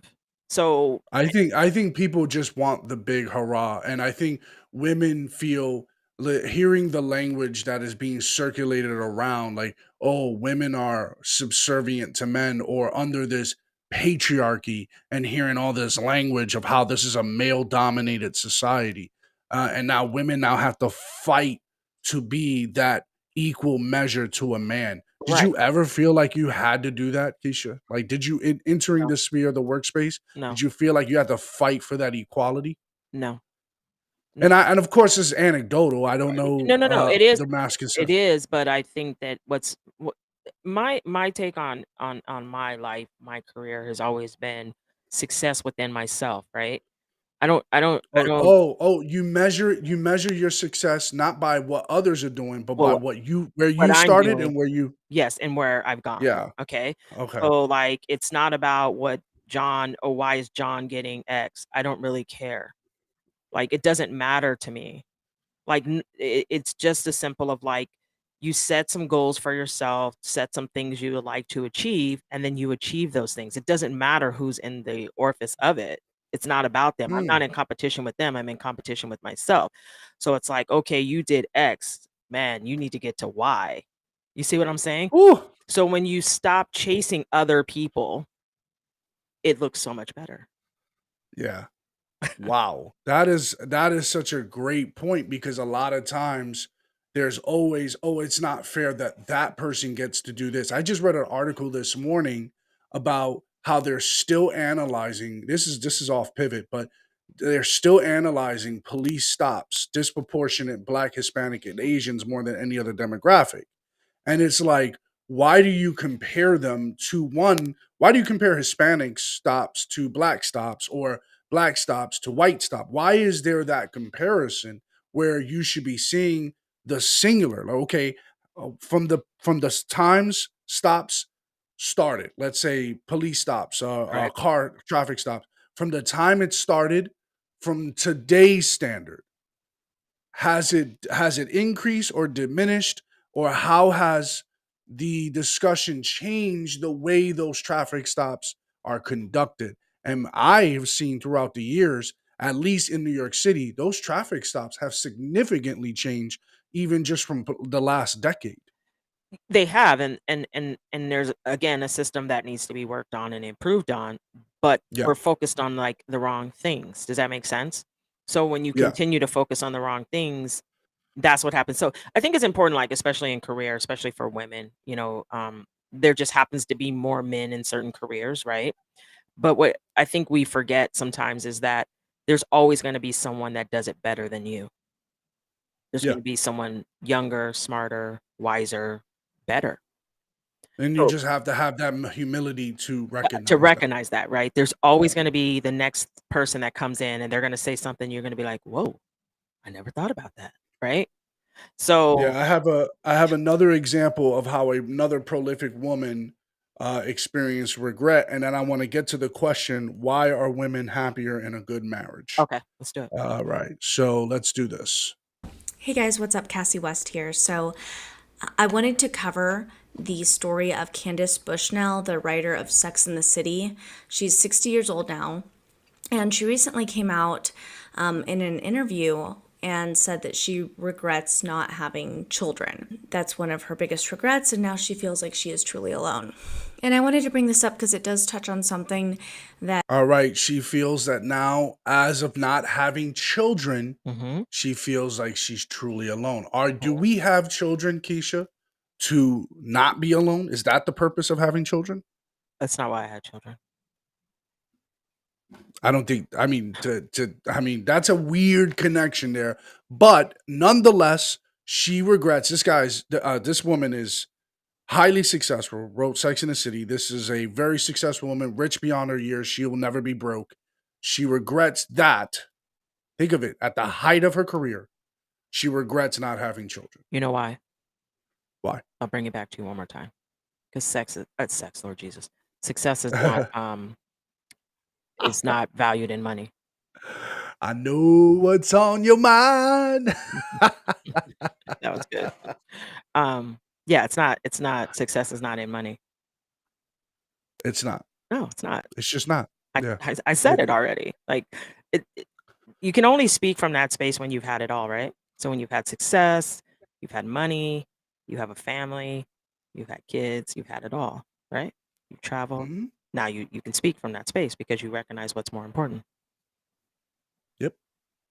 That's it. Hard lessons learned, Especially, right? Because and who the hell are you gonna share that damn money with, right? Like, who's gonna take care of you in your old age? I mean, and there's no guarantees just because you have kids. I mean, these ungrateful little shits doesn't mean they're gonna take care of you. But I mean, there's something very rewarding in having kids and watching your lineage continue on, right? So like yeah. she's this greatly successful person. She's a writer, she's creative, she's created this amazing thing that's gonna live in history long beyond her. But Right. yet she gave it to no one. She probably could have had some kids who would have been writers and just as creative and given us something, just like she gave society and culture something by Sex in the City. She could have had kids that could have done the same, right? But instead, she Yep. was focused on something that truly is no longer a legacy when she's gone because there's no one to leave it to. So there is no legacy. She's just out of here.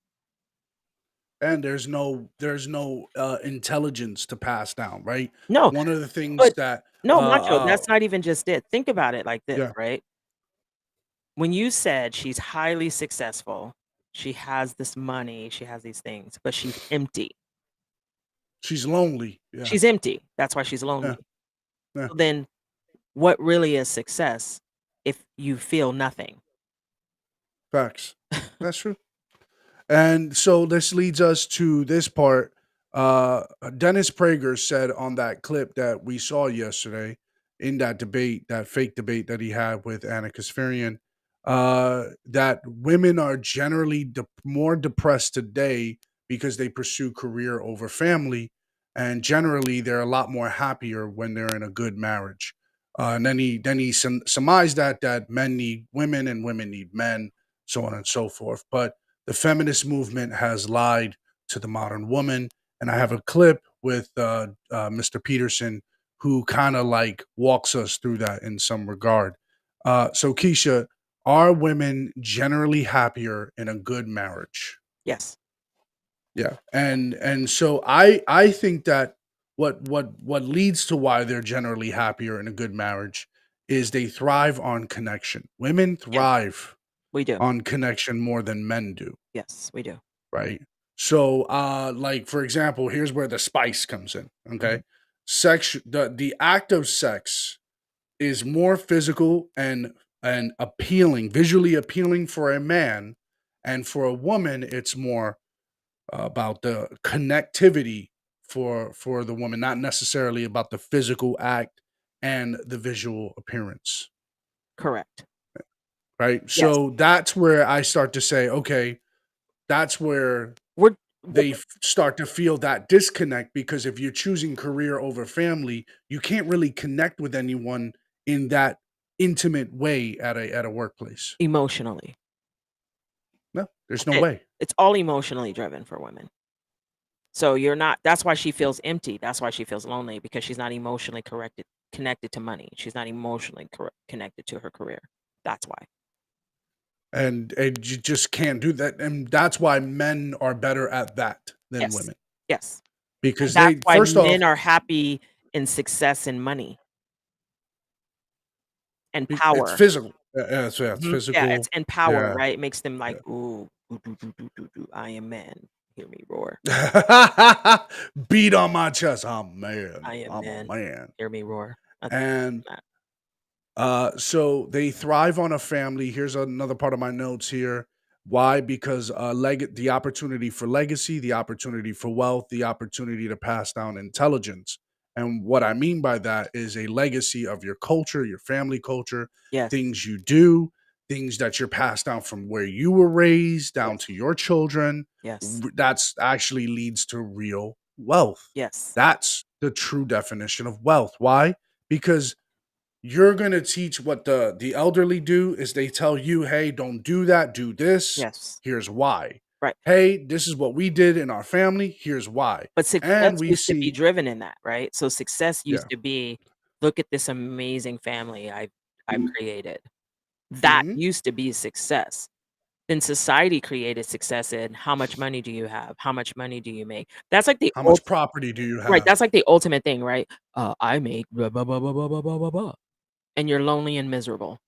So who gives a shit, Right. right? So that's what society so, like, when women because we're such emotional creatures and we just love, like, emotion and we that's why women are, like, so into their relationships, friendships, whatever. That's why we're that way because we love that emotional connection to another human, like, we thrive on it. Mhm. That's successful, right? So how do you how good are you at nurturing a relationship? If you are super successful at that, then you are a good individual. If you're a So piece of shit, you're a piece of shit. what leads a woman in modern society to feel less than a man? Mental. What That's a about it? choice in What which a she makes. It's a choice, right? So, like, No, what it's not a choice. Yes, that's the byproduct. Yeah, Imma argue with you. It's not just a choice. It's the idea when women naturally connect, Yes. they're connected to their partner, they're Yes. connected to whoever they love. Yes. They want to stay connected to them. Yes. But men generally are more passionate driven towards their career, because once the more passion driven they are, the more they're able to provide. Yes. Right? They'll spend long hours, they'll spend time away from the family, they'll miss birthdays, they'll travel around the world, and they'll make sure that their family is taken care of. And that connectivity is what it pulls the man. And they feel like, hey, I'm in competition between my connection and your passion for your work. Yeah. So I have to now compete for that. Yes. Do you see? That's Yes. why I feel less than. Do you get my point? It's not just a mental Compete for what? decision. Compete for what? Their time? compete for time, compete for being I should be priority. But I feel like that there's doesn't make that you feel battle of that like, doesn't make you feel less than. That just makes you feel like you're not a priority. You're not fulfilled within the. if you're not the priority, then you're number 2, then you're less than. Okay, but You're not number 1. You see what I'm saying? Yeah. Don't give me the one word. Yeah. Yeah. I mean, I answered your question. That's what I see when I hear No, I understand when what I you're saying. The problem is like it's not that simple. I don't think that having a partner that is career driven makes you feel less than. It just makes you feel not as important, right? I don't know how to I don't know how to put that turn it around where it makes sense, but I understand what you're saying. Yeah, because I just feel like when the the feminist movement was driven on the power or empowerment of women because men were driven and moved about in this particular fashion. When you actually look at history, women had a different role, but a very, very important role, which we see today is when there is no fulfillment of that role, we have wild kids running around, I know, right? but again, that comes back to making career success. That's why women are like, I need a career, I need to make Overall, lots of money. yeah. Right. That's why that's a negative. Success was raising your children to be good individuals and maintaining a home. That was once our success. That's when we didn't have wild boys running around gun clapping out here, just acting Right. a whole When the fool. home was your home was your priority. Now making money is your priority, and who cares what your demon children are doing. That's why very extremely wealthy children are like drug addicts and they're out of Pretty control. bad. Yeah. And they have all this money because their parents just let them do whatever. There was no boundaries, there was no rules. No one was it's like the nanny, they're telling the nanny to shut up. Like, the house staff is raising the children. Well, that doesn't work.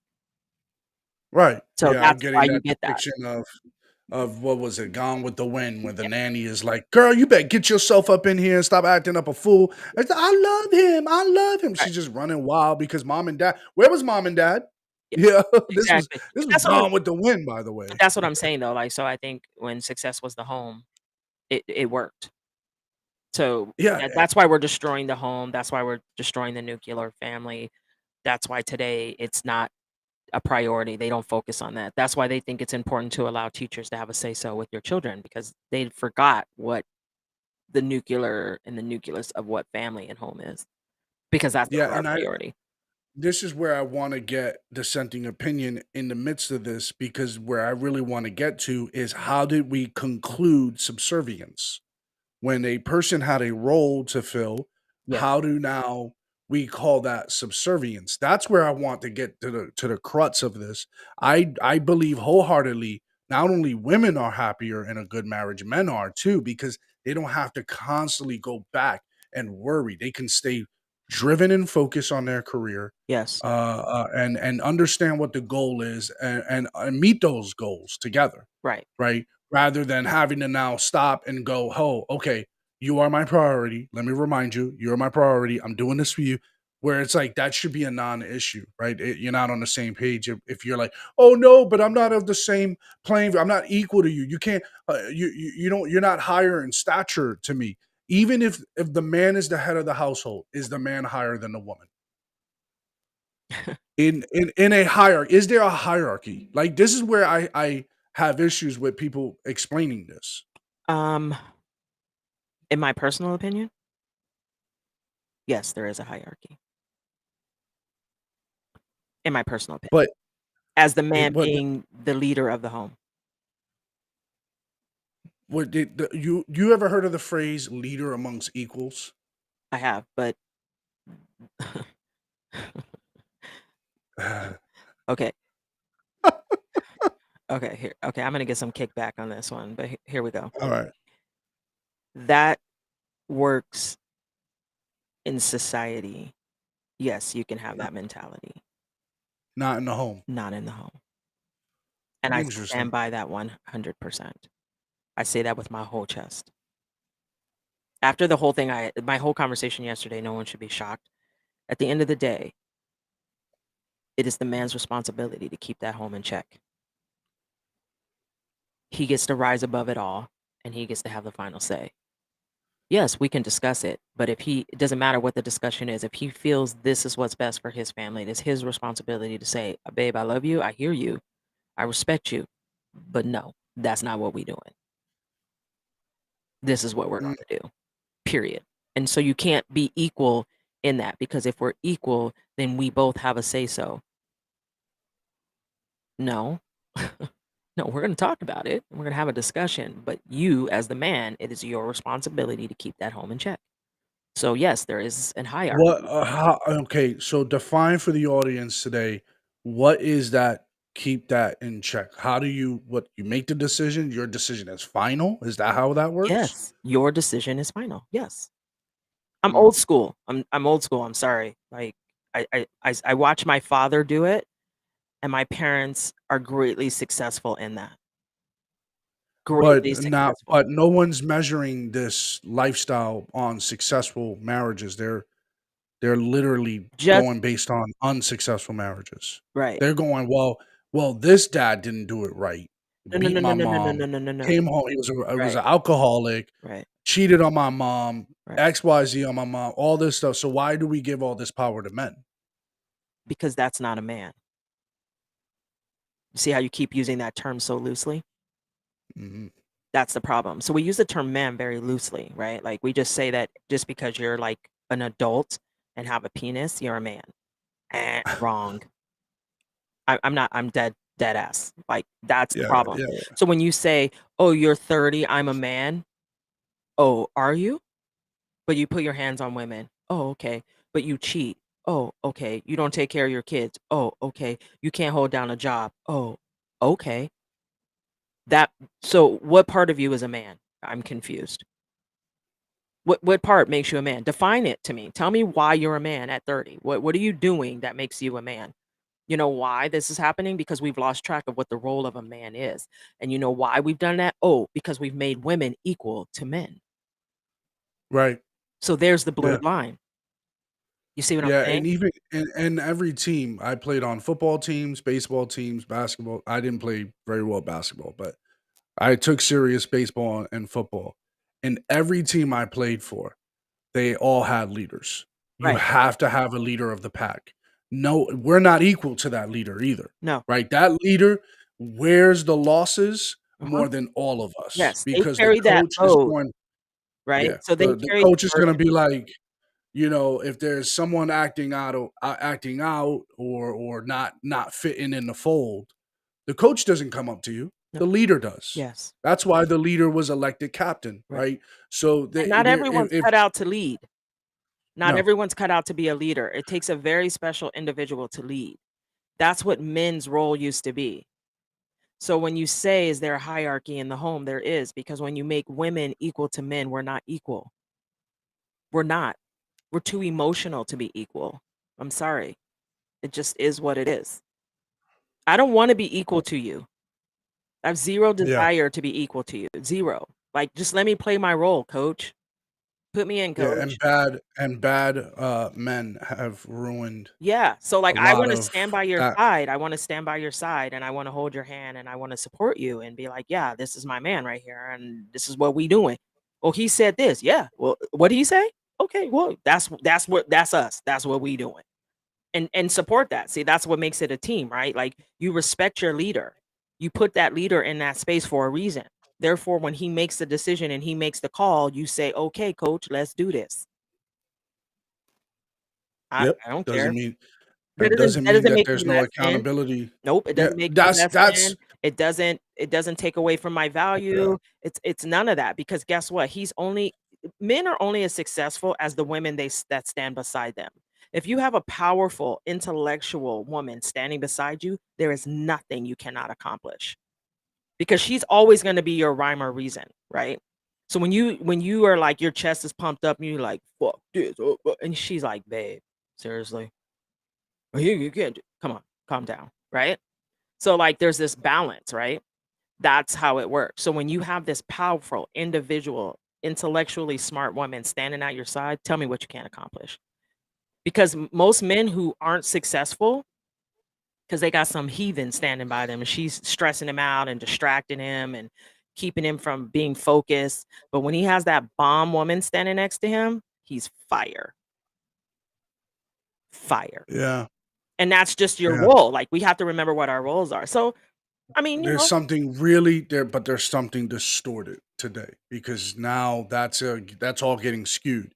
because I women got are people asking me, men. what is a real man? What does Yep. that even mean? Yes. What is a woman like? And now we have the skews of non-binary genders. So Because they want there's a roles, right? So they want to be like, your role is this, right? So they think when you say a woman's role is to be barefoot and pregnant, right? They want to deminimize how powerful that is.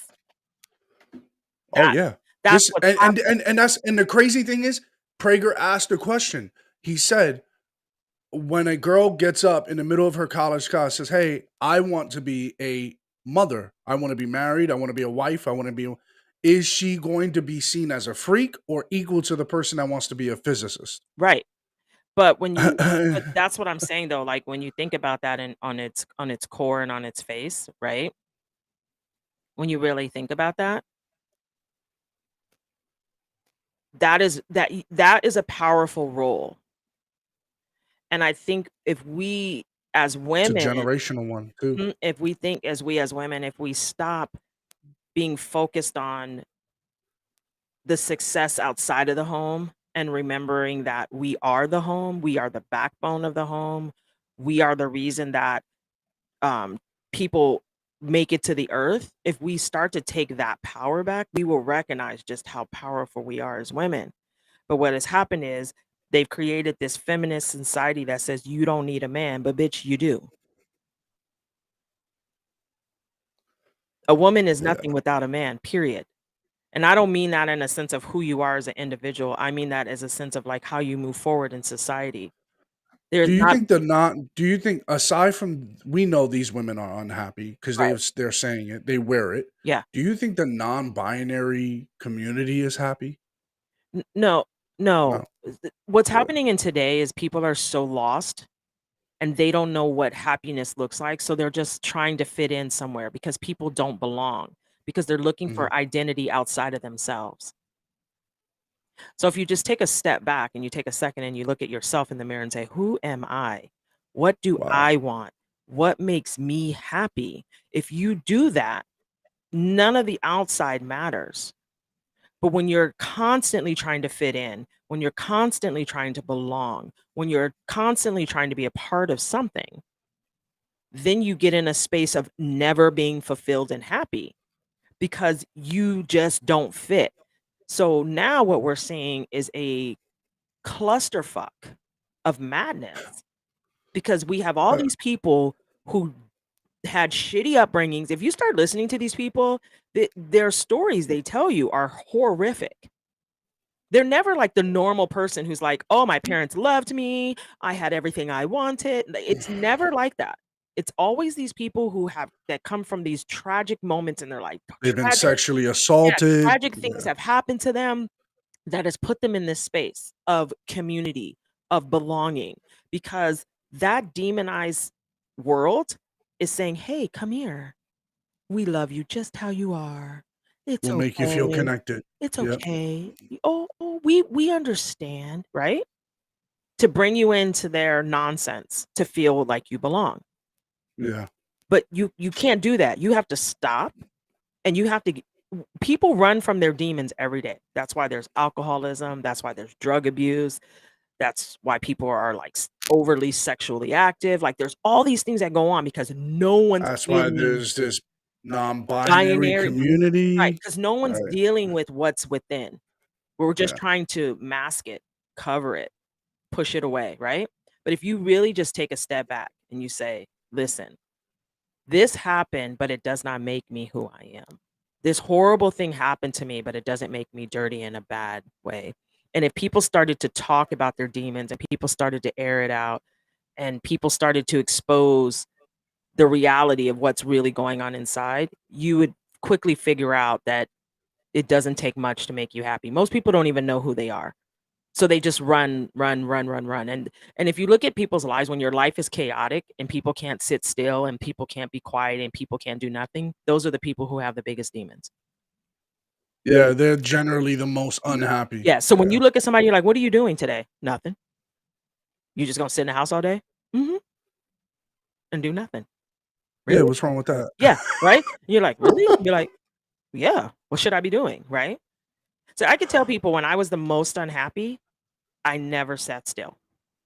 When I was Oh, the most miserable, when I was going through the most tragic moments of my life, I stayed on the go. I was never home. I never slept. I was constantly in the streets. Now I'm completely 100% at peace. I don't give a damn. Guess what I do? Nothing. that sounds about right. Yes. So that's what I'm telling people. But it took 10 years of counseling. I mean, I could one day I'll have to come on here and share my story and like tell you guys how I got to where. Yeah, hopefully we could have your family on too. Yeah, That'd be great. because I think it's important that people recognize that like the person you see sitting here today took a long time to get here, right? But the asshole that I am is because of the things that I've been through. So I'm not perfect, but I do recognize that everything starts with me. No one can do anything to me that if I don't allow it. So all responsibility lies with me. There goes a hug. Thank There you. goes a hug Thank right you. there. I love you. All right. I got a video clip here, and I think this is a great way to end the show with Jordan Peterson talking about the untold truth about women's career versus motherhood. And this is a amazing, amazing commentary. It's just him, just commentary over a video illustration. Check this out. Got it.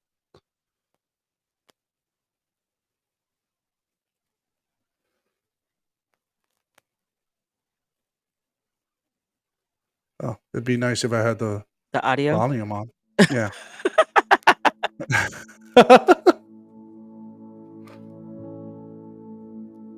How do we revive interest in the good mother archetype? Well, that's a good question. I think it's a good question in part because it isn't really obvious to me that young women in our society are told the truth about what their lives are likely to be like. You know, they're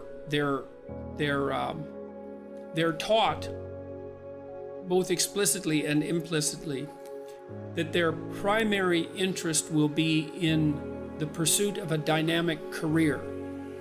And there's some real problems with that. The first is that the proportion of people who will have a dynamic career in the technical sense is actually quite low because most people have jobs and not careers. And even in those jobs that might be regarded as careers.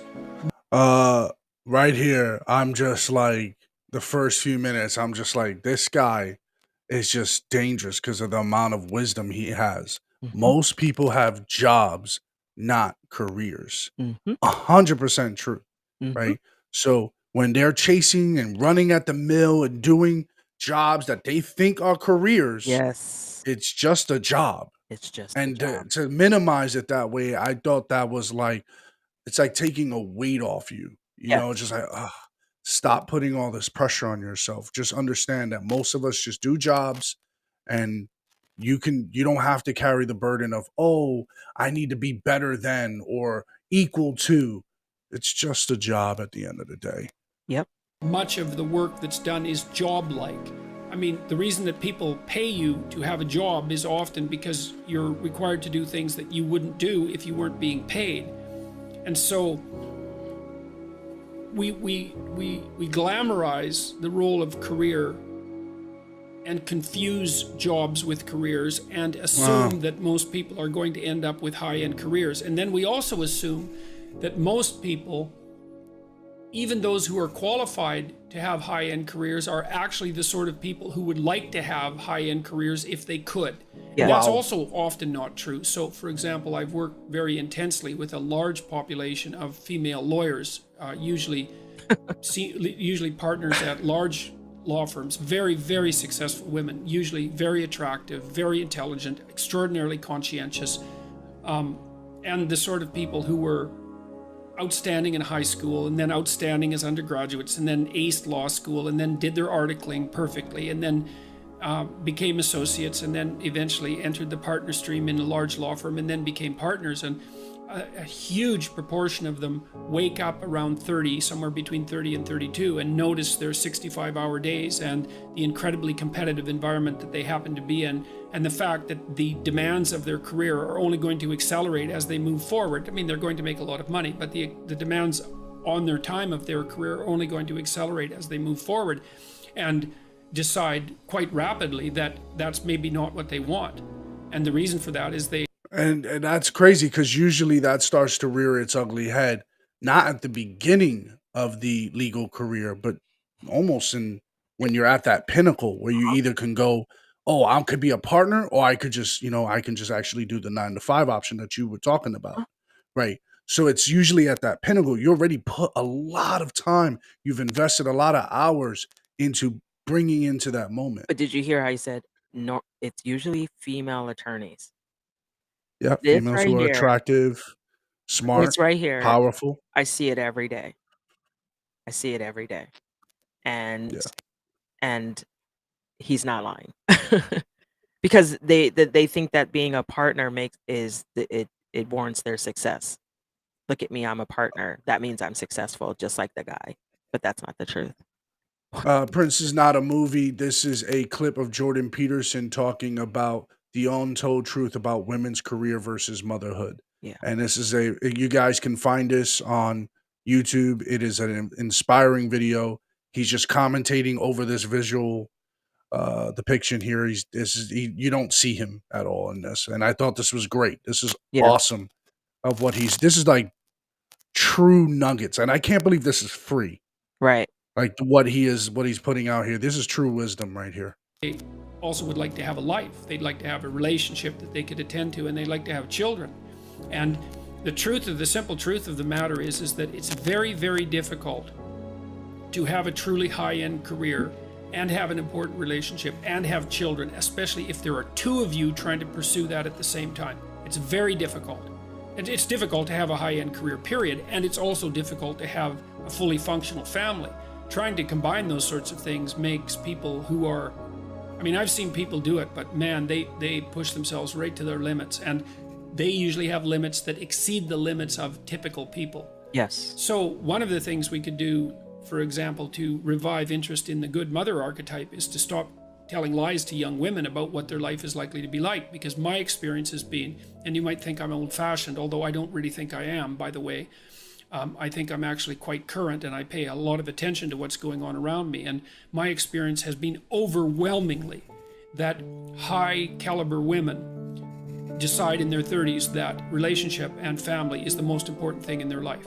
And I think the reason that the fact that this is 100% truth, and I'll tell you why. One of my favorite anchors, don't tell me why. I have anchors that I like watching, like certain news anchors, not like podcasts, not impersonal, very impersonal, right? Anyways, Rachel Roller used to be a news anchor at Newsmax, and she was very happy, very like, you would say fake smiley, white woman, blonde hair, fake smiley, but she brought joy to very tense topics and was very pleasant to listen through because of her way of speaking. And obviously, they're not in control of how they speak. They have to read through a teleprompter. Right. But I'm also certain that they have connection with their producer to say, hey, this is the way and the linear kind of speaking I like to speak. Anyways, she was gone because she gave birth to a child. She was gone nearly a year. Okay. She comes back. She does a few news cycles, about 3 or 4 months worth. And she hits us with the announcement that she's no longer doing this. She'd rather be home with her child. And she starts showing pictures and pictures and pictures. Rachel Roller is highly successful. She's got her own segment. This is her own show with Rob Finity in Wake Up America on Newsmax. I don't know if you guys know, Newsmax is growing really big. A lot of ratings, whatever. You can call it far right. I don't care. The point of the matter is they're getting better numbers than CNN. Just put it like that. She decides to walk away from that and become a full-time mom. And right there, right before my eyes, I saw it. A 30-year-old woman who just had a kid with her husband, happily married, says, I'm done. I'd rather go raise my kid. Jedediah walked away from Fox News that we just saw on the podcast not too long ago with Pat Ben David. She walked away not only because of her family, but because also she refused to get vaccinated. She chose family over career. That's what that means to me. And we're seeing a lot more and more women right now. They're calling them extremists. They're calling them white supremacists, trad wives. They're saying they're a danger to our democracy. You're going to hear a lot of that language. No, they're choosing family over career, over what you think about them. And that's going to help our children in the coming years. So Because now the next generation of kids that come, they're going to be less, they've done studies. Moms who stay at home with their kids for the first 5 years or 3 years, like you did with yours, are less likely to feel insecure, less likely to be depressed, less likely to be goal driven because they got what they needed during their premature years. So Go I'm ahead, gonna just Keisha. comment really quickly. Yeah, Robert, take us home. I stayed home 3 years. That's a beast. That's a little me better reincarnated because he's a man. He's not emotional female. My daughter, I Yeah. stayed home for 5 years. Best decision I Ooh. ever made. Every sacrifice that went into that was the best thing. But let me remind you of one thing. Just because we stop working for a limited time doesn't mean we give up our careers. So ladies, you can stop working. You can raise your kids till they at least start school age, and then you can go back to work and continue your career like it never stopped. That Great part. point. So I think that when Okay. you say they're giving up their careers, they're not giving up anything. They're just simply making a different path choice at this time in their life. And at this time, they're choosing to be a mother, which is everything. Yeah. Everything. I feel like our humanity depends on it in this country, where I see a That lot of part. young men out there lost, hurt, angry, beating their Yes. chests, using physical means to hurt other people. That just means they're empty, they're lost, they didn't get that connection, and they need to find peace and forgiveness, That part, Marcho. and go Speak from that there. wisdom. So, Speak it. Because you know uh, what? It's important that we remember that. And I think it's yeah, really important as women that you remember one thing. Your children will thank you for it later. And I could say this, my daughter will tell you it meant everything to her that I never missed anything. yeah, Ever. I've very walked out of important stuff. meetings to drive 45 minutes to her school, to stand there for 10 minutes to see her receive an award, to drive all the way back. It never mattered. They were always my priority. Any job I ever took, I always told them, I'm going to tell you right now, my kids are my first priority. I don't care what you got going on. I don't care what you're going through. If my children need me, I will be there. You don't matter, because the difference I'll be back. the difference between you and them is I Yeah. can get another one of you. I can never get this time back. My daughter will never have another second grade Christmas performance that she's singing horribly that I have to cringe through. She'll have a third grade one, but she'll never have another second grade. So guess what? I'm going to the second grade one, the third grade one, the fourth grade one, the fifth grade one. I'm going to be there for everything. And you know what? If you don't like it, that's cool. Because guess what? I can go get another one of you. Another job. There you are. Special shout out. Didn't see Boom. this handle before. Just want to give you a shout out any newcomers that come in. Boom, boom. And I want to give you a shout out here. My success are my children, not my business. Great Amen. stuff. All right. We got one more show coming up tomorrow, Oh, it's right Friday here at tomorrow, 10 a.m. Tomorrow's Friday. Happy Friday, TGIF. We'll be right back here at 10 a.m. Eastern Standard Time. I want to thank you for joining us in this wonderful show. Thank you. We did great today, Keisha. I love you. We'll see you then. Until tomorrow. Peace.